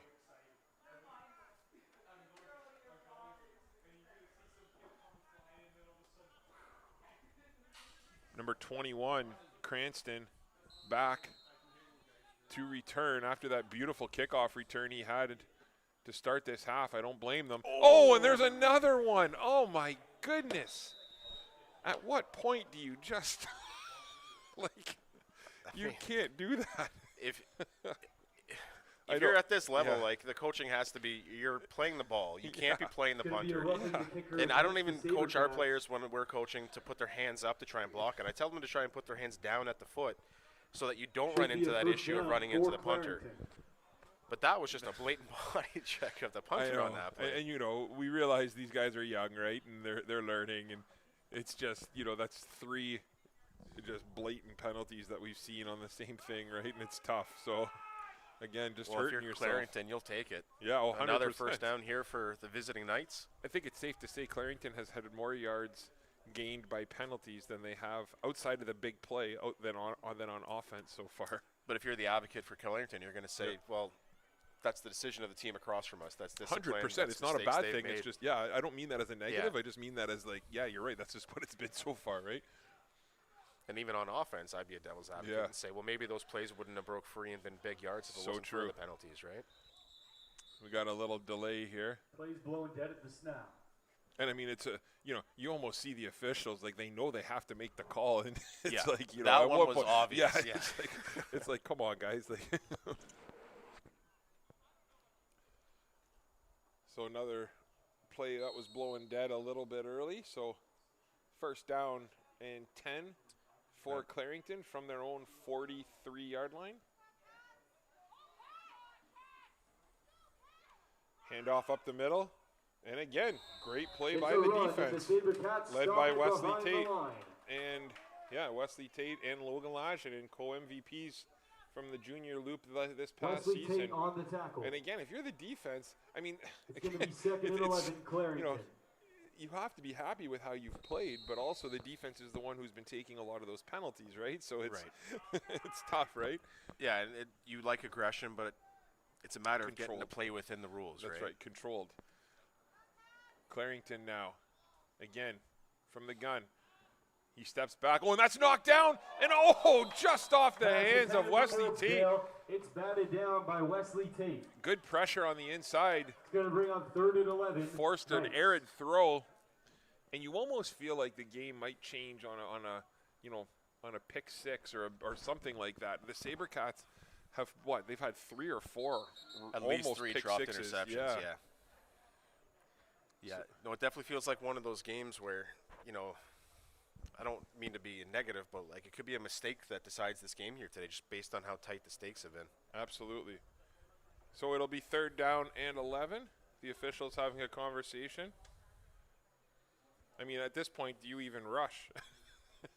Yeah.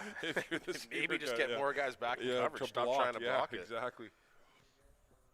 That being said, it only takes one block or one big play on specials that can change this game.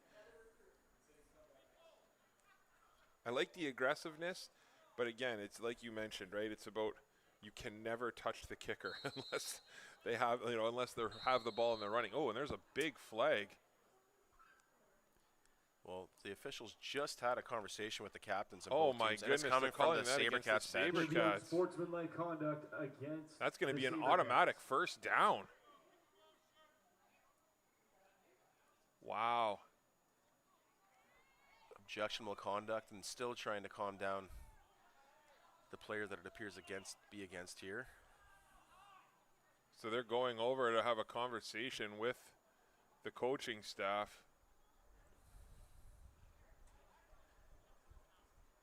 Yeah, again, though, just another terrible penalty to take if you're the Sabercats. We're going to let them figure this out, and we'll be back in about 20 seconds' time from Superior Heights here in Sault Ste Marie.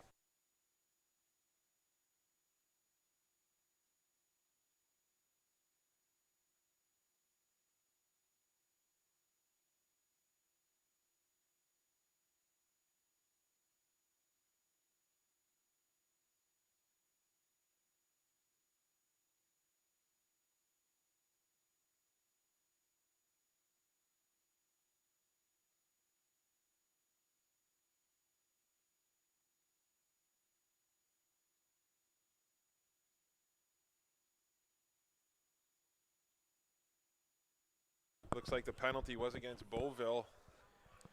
So Evan Beauville's now been pulled from the game. Again, got to be disciplined no matter what, right? He's a captain for this team, and you can't have that from your captain if that was against him, right? They just pulled him, which seems weird that they would pull arguably one of your best defensive players in a 3rd and short. Oh, and what a play by the defensive line. Did he get the first? It's a Oh, first the down, official's Clarington. giving him the first. So, yeah, he did get the push. Credit that offensive line for getting some push there. But that's going to be first down and 10. Yeah, and just going back to the decision to take Beauville out of the game, I don't know if it was a combination of OCs and URs that got him over his limit, or if it's just a matter of the coaching staff trying to preserve him in case they play next week. Because if he gets that next strike, he might be out for next week as well. That's true. But you got to get to next week, too, you right? have to finish So, the job yeah. here first. Oh, that's a fumble. And there's a fumble. And And the it's ball's live. loose. And it's picked up by... Did Clarington end up falling on it? They It's a did. swing Credit out to that. Dash Is Birch. that an offensive lineman that ran out there and made the The play? ball was live. Yeah, it looks like it. Looks like it's recovered by the Knights. What a heads-up Significant play. loss on the play. Wish I could see that number because he deserves his number called. It almost looks like 5, but Yeah, looks like a single number at the O-line. Brady Bastillo with a beautiful play there. I mean, those are the little plays that can make a difference, right? So you got second and we'll call it 24.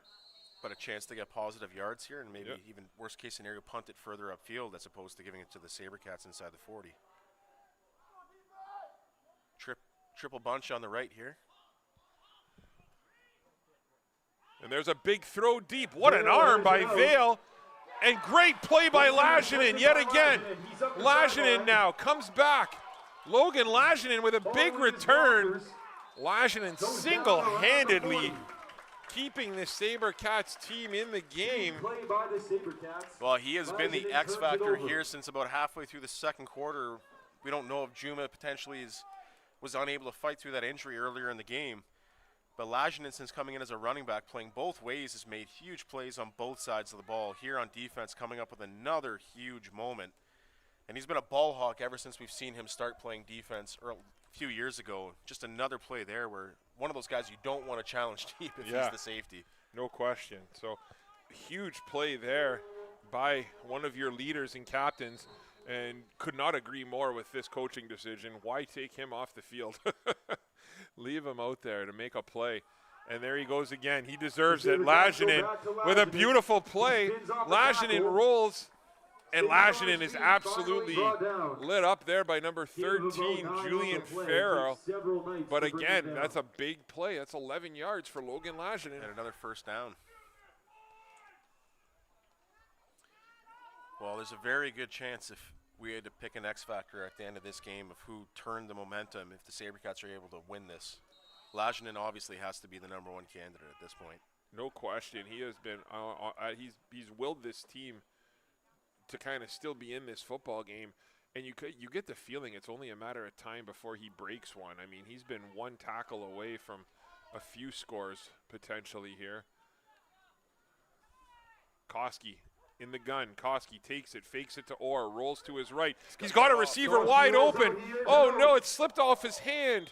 Oh, and there you go with the ball. Grayson Avery was wide open downfield, and that would have been a touchdown. But the ball just slipped out of Koski's hands. Great job by Avery to fight back to that ball, though, to go up and contest it, 100%. make sure it wasn't an interception going back the other way.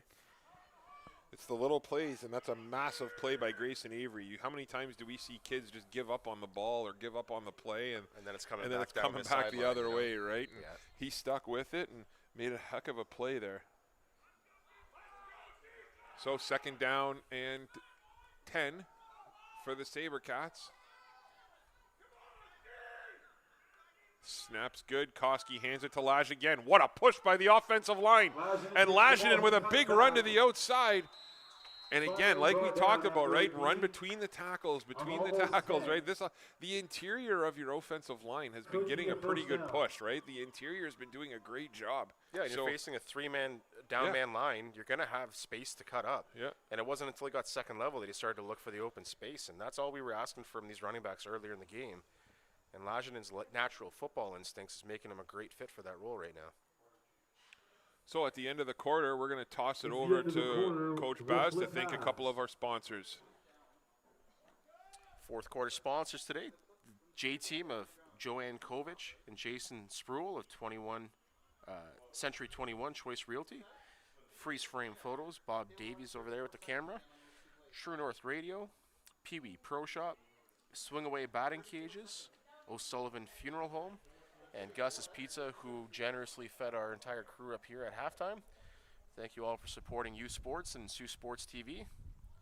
Yeah, I'd just like to also thank Gus's Pizza for supplying us with our pizza up here. Gus is one of the, Gus's Pizza, I often say, is one of the most underrated pizza places in this city. He does a great job there, and a staple in the downtown community. So, we appreciate Gus and everything that he does, and we like to encourage people to go out and help support him as we have a timeout here for Clarington. Too many men on the field there. To start the fourth quarter. That's a big timeout. We'll be back in about 30 seconds time here with fourth quarter action from Superior Heights in Sault Ste Marie.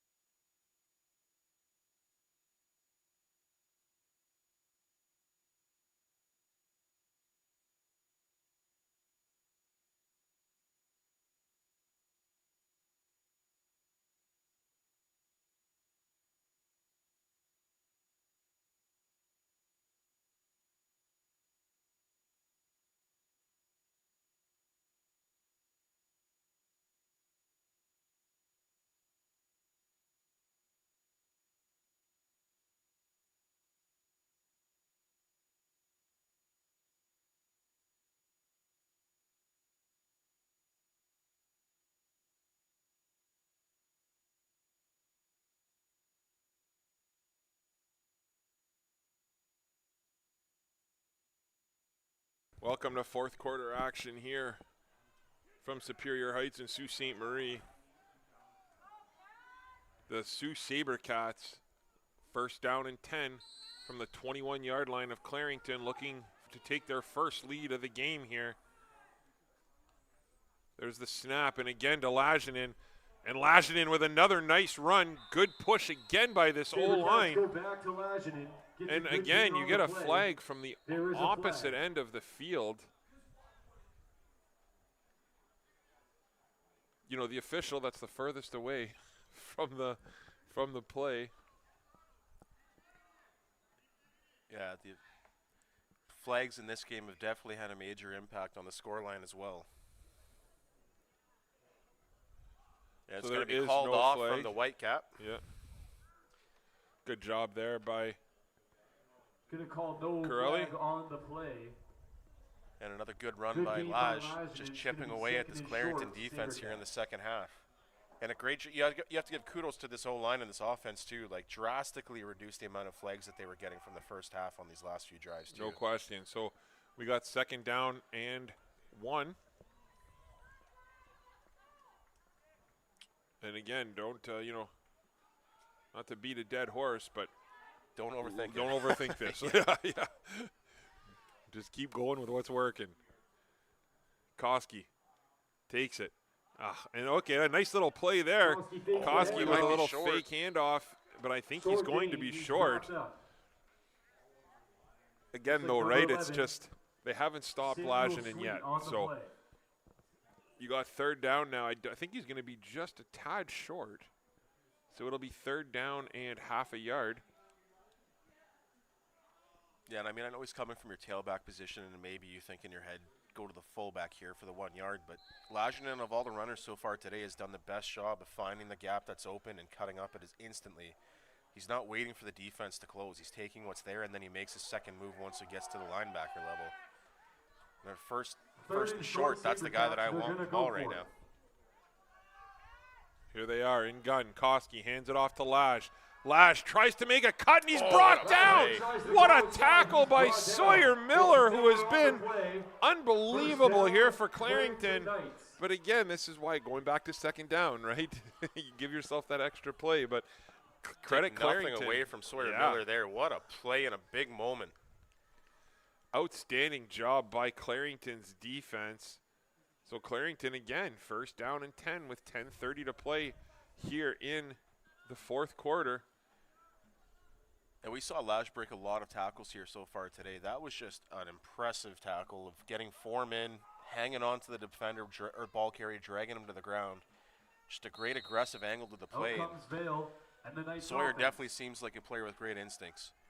There's a handoff again to Badams, and Badams Adams cuts picks back. up a few yards. Looks like he's going to get 5 on the play. Good job again by the Sabercats defense. Well, as it stands right now, Bottom's touchdown in the first quarter is what's currently still giving Clarington a lead here, 7-2 with 10 minutes left to go in the fourth quarter. Second down and 5. 9:51 and counting to go here in the fourth. There's a handoff again to Bottoms, and he's swallowed up on the strong side. He's brought down by number 48, Michael Omabuki. Big play Nice by stop there. Bobo. So we got another third down and long. Looks like Omabuki in the tackle on the as well. Well, you mentioned earlier, Coach, do you take one of your captains off the field when he's on his second out of third strike for next week? I know. Today needs to matter a little bit more. Yeah. Because Beauville's back out there playing. They got to win today. That's the key, right? Yeah. So take it game by game, and Beauville just just go out and play, right? Yeah. Don't talk. Let your play do the talking. And there's a nice kick again, and great job by. Turn upfield. Was that Cranston? That is Cranston. Nice job by Cranston. Good tackle by Birch. But Marciano has been, I don't want to say a difference maker, but he's been a spark for sure on his return so far here. And Cranston, I've spoken enough about what a great kid he is, and how much I enjoyed coaching him when I had him, and he's a stud player for Cora right now. So, nice to see him out here. And just to see his development and kind of see how he's, picked up the game and really developed as a football player. It's great to see. Well, it takes a lot of trust from your coaches to have them put you in one of the return spots on special teams. It's really a position that requires a lot of trust. The offense takes over from the 34-yard line. There's the snap, and there's the handoff up the middle to Lajinen yet again. Good job. He's taken down by number 3, Mateo Halus on the stop. But there we go. That's what you need, right? Second down and 5. Or second down and 6, sorry. A gain of 4.5, long 4. Oh, they moved it up. So, yeah, second down and 5. Perfect first down play for the Cats, really. If you're not going to score a touchdown, that's what you want. Koski lines up. Got one receiver to his right, 2 to his left. Takes the handoff, gives it to Laj again. Nice block by Orr on the outside. But he's brought down by number 44, Riker Wilson. The Cats go back to Laj. Well, you got to give a lot of credit to this Clarington defense. We talked about it earlier. They only traveled here with 24 players total. They've only had a handful of guys come out of the game here and there for bumps and bruises, but so far this defense and the entire team continue to just fight tooth and nail to hang on to this lead that they've had since early in the first quarter. I played in a lot of short benches over my career, Coach. This is the point in the game where you're digging deep and it's about determination. Like, there's not a lot of juice left in the tank. Yeah. This is all about want to at this point. Big play here, third down and 4. We'll see what the Sabercats dial up. They've had some success on that comeback route that they like to run so often, so we'll see what they decide to do here. Albury motions to the right, and it is going to be that play. There's the comeback route. Avery wide open on it. Oh, and it's just off of his hands. Drew Albury, or was that? Yeah, Drew Albury with a big drop there. Or no, that was Avery. Sorry. Yeah. Avery with a little drop there. And again, that ball's slippery, right? You don't fault Grayson on that one. Yeah, no, the rain hasn't been here for a bit, but that ball's still waterlogged from earlier. The field is still going to be soaked. Yeah. So it was a nice play there. Nice throw by Koski, throwing on the run. Puts it right on a dime to where only his player could get it. And they're unable to connect. So Clarington, first down and 10 with 7:34 to go. You feel like Clarington's just been hanging on by this whole game. Yeah. And man, I've never seen a game like this before. It's just been so unique, right? Yeah. Clarington back to pass. Little hook route inside. He hits Molesdale, and Molesdale's been the most consistent target for Vale so far this game. and that's a gain of 4, so it'll be 2nd down and 6. Yeah, and they're doing a great job now that the ball is maybe starting to dry off a little bit, hitting those little soft zones in between the flats and the linebackers. Not trying necessarily to hit those out routes into the flats as much as they were before. Now trying to find the soft spots between the zone defense.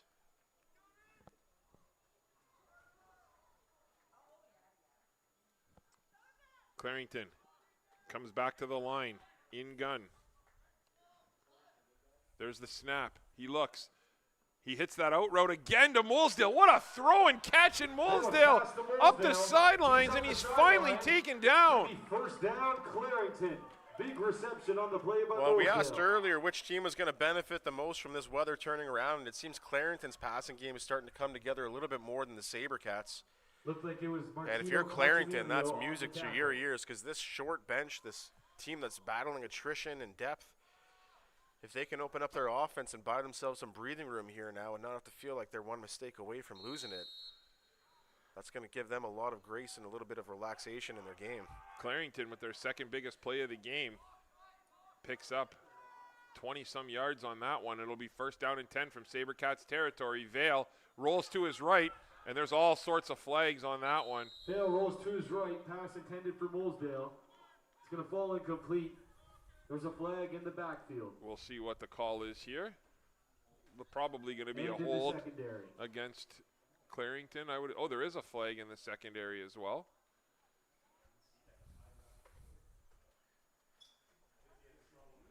So we'll have to see what the calls are here.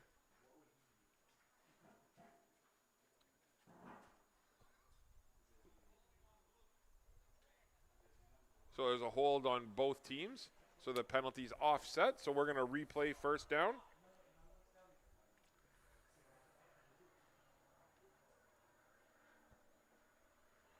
Six 17 to play here in the 4th quarter. Geez, it's the rain has stopped. The clouds are slowly starting to break up, but you can feel the temperature rise a little bit as well. It's getting warmer here. Vale looks. Vale with a throw on the out pass again, intended for number 7, Birch. That's incomplete. It's going to be 2nd down and 10. You're right, though. Right?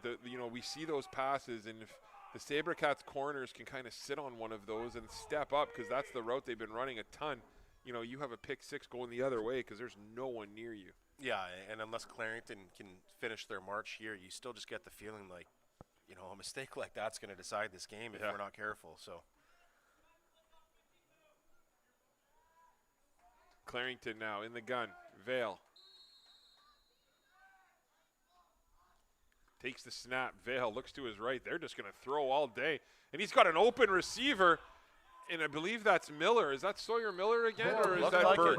Oh, that was Birch, number 7. Okay. It's going to be another 1st down brought down by Fuselli. You know what? One thing I got to tell you, they're coming out here with Vale, and they're just throwing the ball. And we're finally seeing, Vale and his ability and what he can bring to this team, and he has been the difference maker, in my opinion, so far in this 2nd half. Well, I think the early weather definitely seems to have impacted the offensive game plan of Clarington a little bit more than the Sabercats.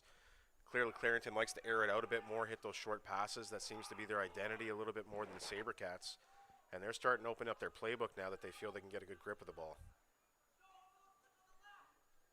Here comes Vale, 2 receivers to his right. Molesdale motions left, then motions back to the right. No adjustment by the Cats. And we got a play clock violation here. Yeah, you know what? The Clarington saw they had cover 0 and they had a full package of blitzes coming at them. And I think they were trying to get their adjustment ready to hit it. I agree. But they ended up running out of time themselves. Yeah. And even if the blitz didn't hit home, if you get nothing else out of it other than them getting a penalty like that, it worked out. Yeah, that looked cover 0 all day that the Sabercats had lined up there. But good job by the Cats. The defense has kept them in this game, no question. So they're going to need another play here, and it looks like they're just going to, square up and say, let's go, right? And now they drop out of it, back into a cover 2. Vale rolls to his right. Vale with a big throw. And it's off the hands of Michael Marshall. And it falls incomplete. Geez, another opportunity. Yeah, we've had about a handful of dropped interceptions by the Sabercats here today. Yeah. And that we ball got rolls through another puddle, so that'll help the Oh, ball did in it? its Yeah, slickness. yeah. So we got second down and 15 here for Clarington. You know, 1 point here, if they can somehow get even into, you know, Rouge territory here, if they can pick up, you know, even if you have a 7 or 10 yard play here, maybe get into get into field goal range. Any score here is big if you're at Clarington. Yeah, we haven't really seen, other than the point after here today, what type of kicking situation they have. But if you get close enough to even try for the 3 points and you miss and get a Rouge instead, why not go for the trip? Oh, and there's that drag pass. Oh, and it's picked off by Fuselli. Dale drops back. There's a Flag flag late. after the play. Fuselli. But Fuselli went down to his There's knee a to late catch that. flag on That's the a rough play. play against Clarington after the play. That's going to Could give be a flag that Sabercats even comes more after. yards. Yeah, that's a Sorry. big play. So the Sabercats now are going to take over first down and 10 from their own 39-yard line, I believe, with 4 minutes and 46 seconds to play in the fourth quarter. I mean, that realistically, that interception is almost like a punt in a sense. Nice job, again, Fuselli just ball right at him, so he was able to put that one home. Yeah, and Flag's at gonna this go point, against the Sabercats. Sabercats Oh, just it's have to against the take the Sabercats. interception. Sorry. and, Oh, they did. They It's point. going to back them up 15, and they'll have first down. okay, so Sabercats digging themselves an even bigger I field wonder to try who and that. mount. I wonder who that was on. If that's on Beauville again.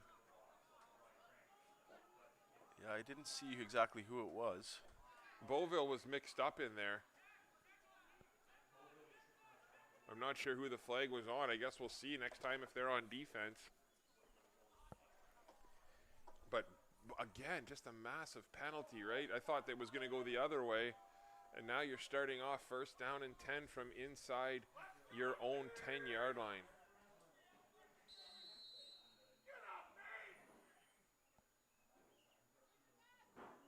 Koski takes it. There's a pitch to Albury on the outside. And another flag. Like, It's a pitch out to Albury. if they're, I hope that's not on 87 because Tries to go somewhere. He's brought down. It's Badams. I didn't see what the call was, but it's against the There's a flag Sabercats. on I'm the assuming play. maybe a hold. yeah, it was a hold against the Sabercats. Yeah. They're declining Declined. the penalty.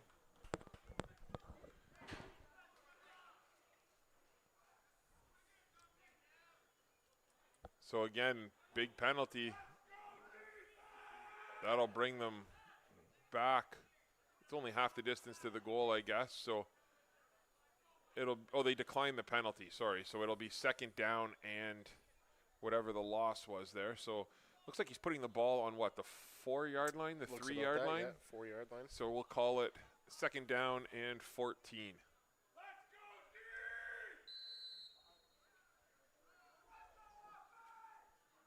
Koski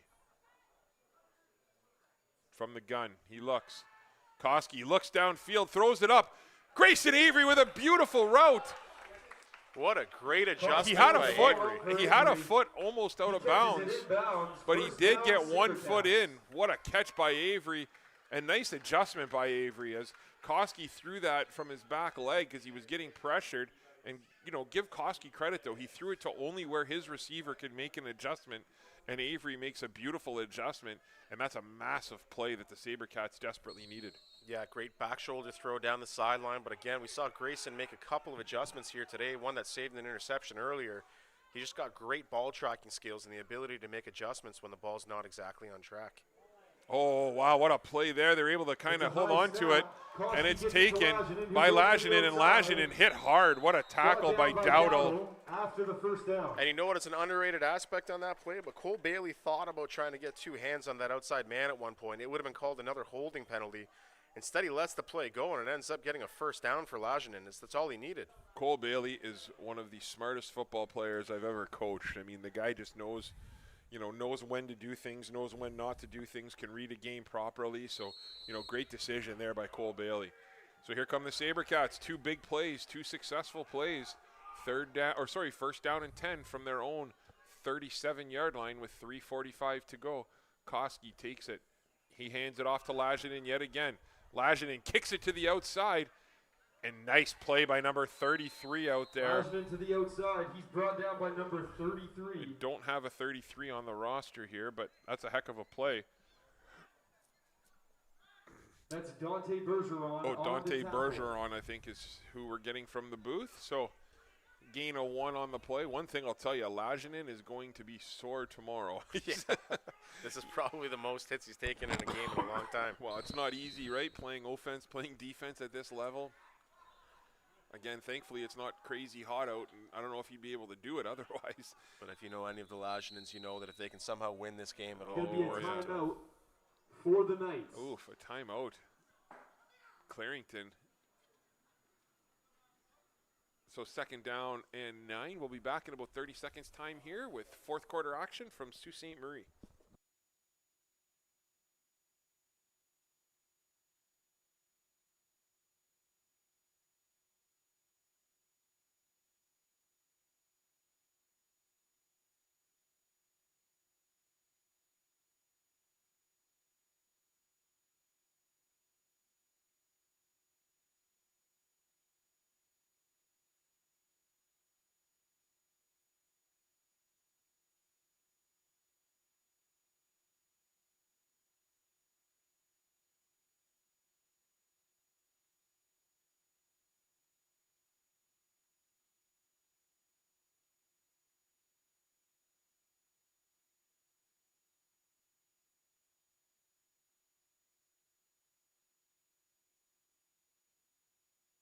Second down and 9 here for the Cats.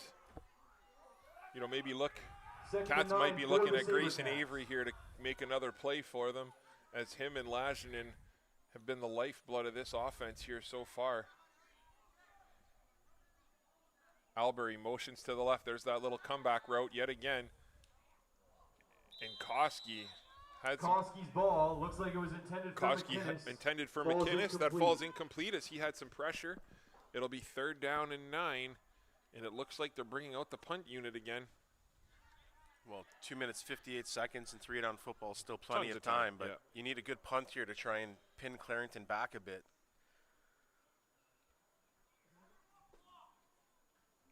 Special teams, obviously a very valuable part of the game that gets underlooked sometimes. This is a big punt. If you can get some good depth and distance and some great coverage, and then hopefully a 3 and out, you still have a chance at this one.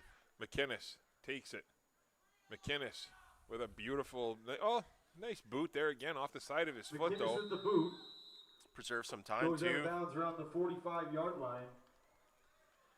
So it'll be 1st down and 10, Clarington from the 54-yard line, it looks like, of the Sabercats. And Beauville is back out there, so clearly that last one wasn't against him and it was against the bench, I guess. I mean, you're right, though. It's 2:51 to play. It's 7-2 for Clarington.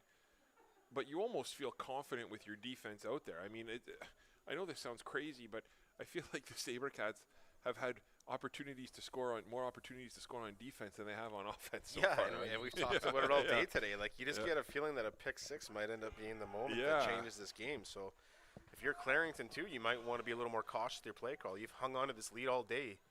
Don't put any too much risk out on the field.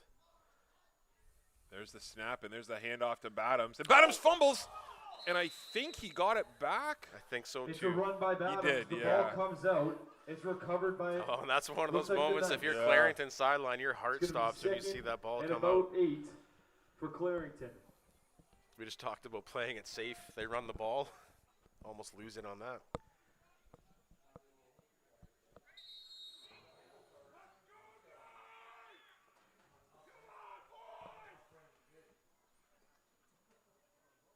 Here comes Clarington from the gun. I think they're going to call a hold there. Vale runs hard, and he loses the ball. Are they They might call this illegal Drops contact back to to the pass. head, maybe. I'm not sure, but that's a this ball is- carrier, This though. is my question, right? Yeah. Ball And comes out again, off this the is hit. where I wish an official was up here, Couple because flags on the from what I play. saw, I definitely saw the Sabercats player's hand come down as like a punch, but he was clearly going after the ball, and Yeah. he knocked the And he ball worked. out, and Yeah. it worked. but I think the ref just saw that. Again, we don't know for sure, but that It's called saw, a peanut punch. It's not. Yeah. I did see the punch, and I just don't. And then I saw the flag, so they are calling it against the Sabercats, I believe. Yep.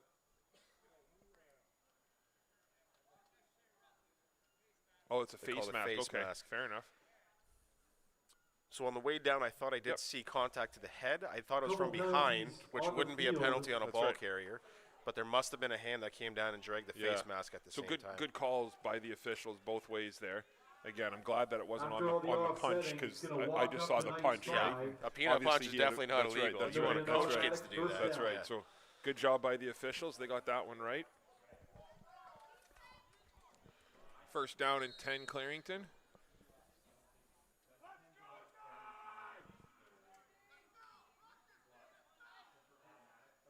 Vale from the gun. Hands it off up the middle. Badams has some space. What a tackle. Holy cow. That's what I thought. Lajinen gets really low, as he has to. Big play for Sabercats here, though. They can't afford to lose too much more of the clock. They need to stop here on second down. JJ Perot-Didier, it looks like he's over here on the sidelines with his jersey on, which is a little weird. I haven't seen him yet today. Well, it's weird that he's... Okay. 2nd and 5 for Clarington. Oh, and that's a bad snap, and there we go. The ref got that one. That's a good call. Yeah, had to call that one. Oh, that's a big break for the Sabercats. Yeah. So it'll be 3rd down now. What are you going to do here if you're Clarington? I mean, what has the Sabercats offense done to really threaten you, right? You almost feel like, do you take your chances with it or what? Yeah. I mean, in this moment, if I can pin the Sabercats deep, I don't know if I really fear them having to march the whole field at this point. I think I might take the punt here. We had the lead. We've had it all day. So we got 3rd down and 7. Looks like the Clarington Knights are going to punt, I believe.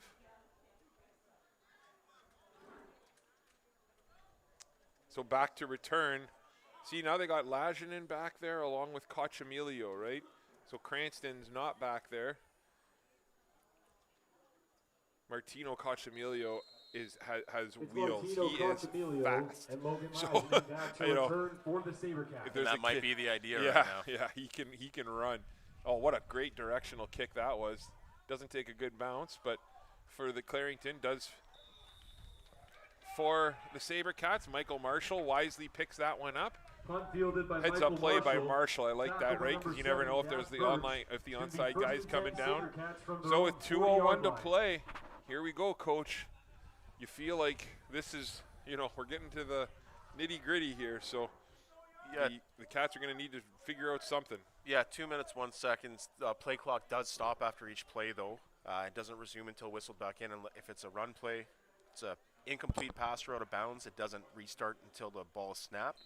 So a little bit more time than it seems with 2 minutes and 1 second, but you're going to get some chances to run the ball here, but at some point, if you run out of too much clock, you're going to have to start airing it out.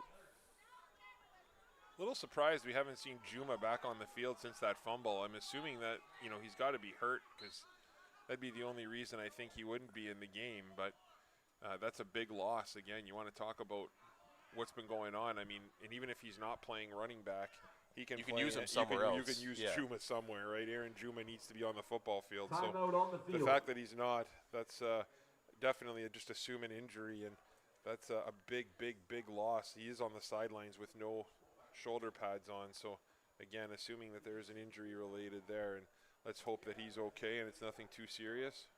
Yeah, we saw him fighting through a couple of moments early in the game where he seemed to be favoring something that he was battling with. And the good news is he's still on the sideline, didn't require a hospital visit or anything like that, so maybe there's hope that if they can still pull this out, he's available for next week.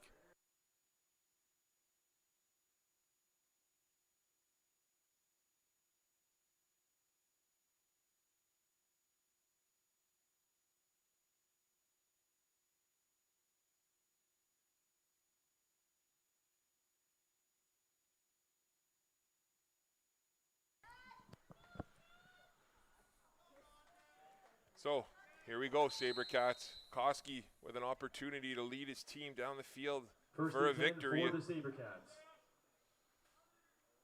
Koski takes it.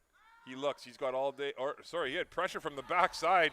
What a Pressure play from the backside. again by That's a Molesdale. sack. Sorry, it looked like he had all day at the beginning, and then Molesdale just comes out of nowhere and breaks down and makes a Looks great like it was play. Molesdale on the tackle. Man, Molesdale's been a Gonna player back on him up a both couple sides of the yards. ball. He's playing D end Second and about as well 13. as tight end, and he's had a couple massive catches today for Clarington, and then he comes out with a huge sack there. Yeah, another one of the key players for Clarington, playing both ways, short bench. I mean, we can't give enough credit to Clarington for making this trip and giving this kind of fight in the playoff game. Koski takes it. Koski looks to his right. Little hitch pass. Nice catch. Second effort there by Cole Bailey. Koski gets the ball out to Cole Bailey. Oh, they're going to have to go Nice for it gain here. on the play.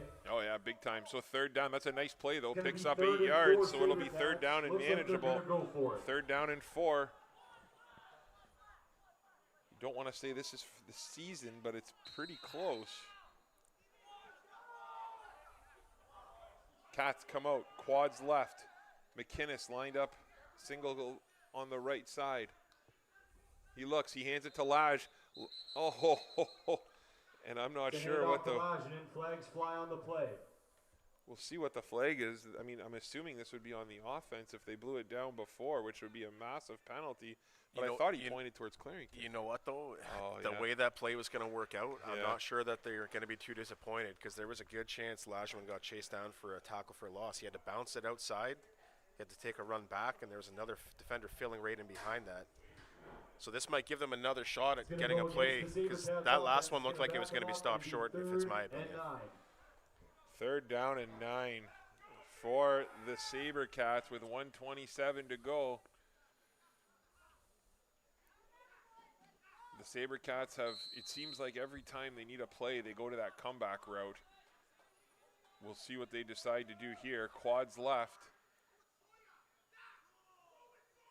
Koski puts Dewar in motion. He takes the snap. He looks to McInnes. He airs it out. Double coverage to McInnes. Oh, my goodness, my McInnes. goodness. What Are a you catch kidding up the me? sidelines.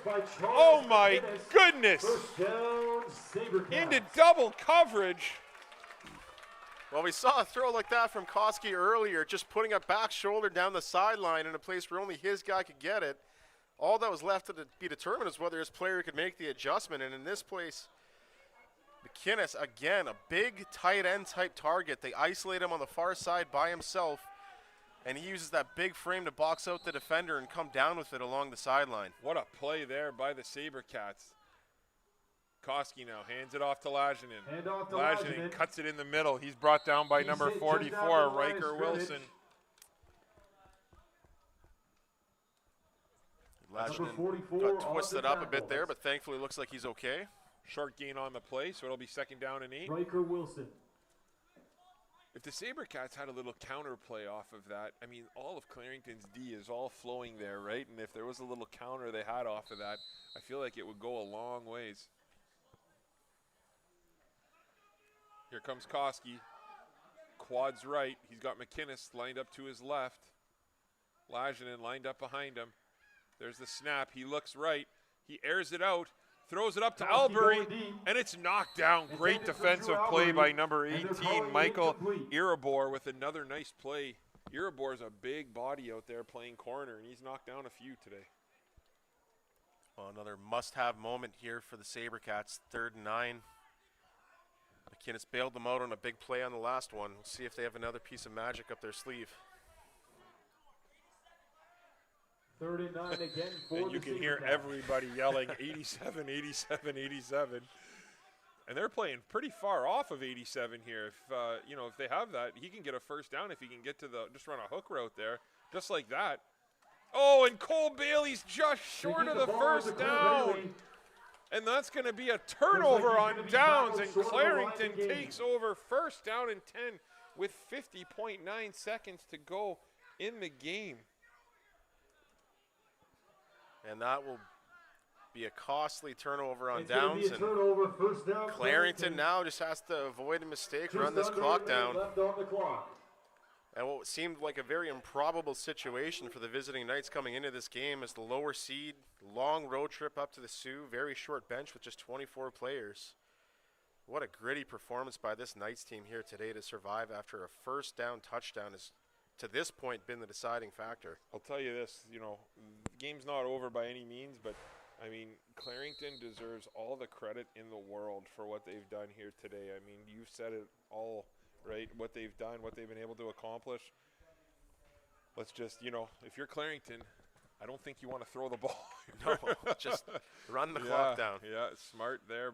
It doesn't matter if you get it positive or negative yards, just don't turn it over. And again, to the right side goes Oakland Bottoms. He falls forward for a gain of 3.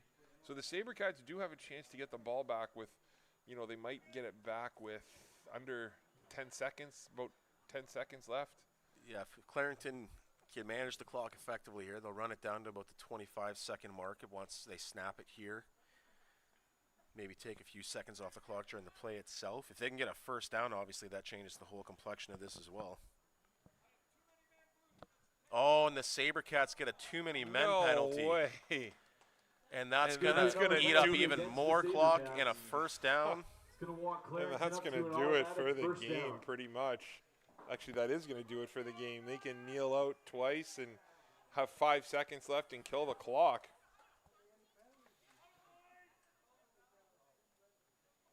Well, the only thing left to determine is if Clarington can maintain ball security here and just... It's going to be a tight timeout called by the Sabercats here. Oh, no timeout, excuse me. The official's correcting the time here.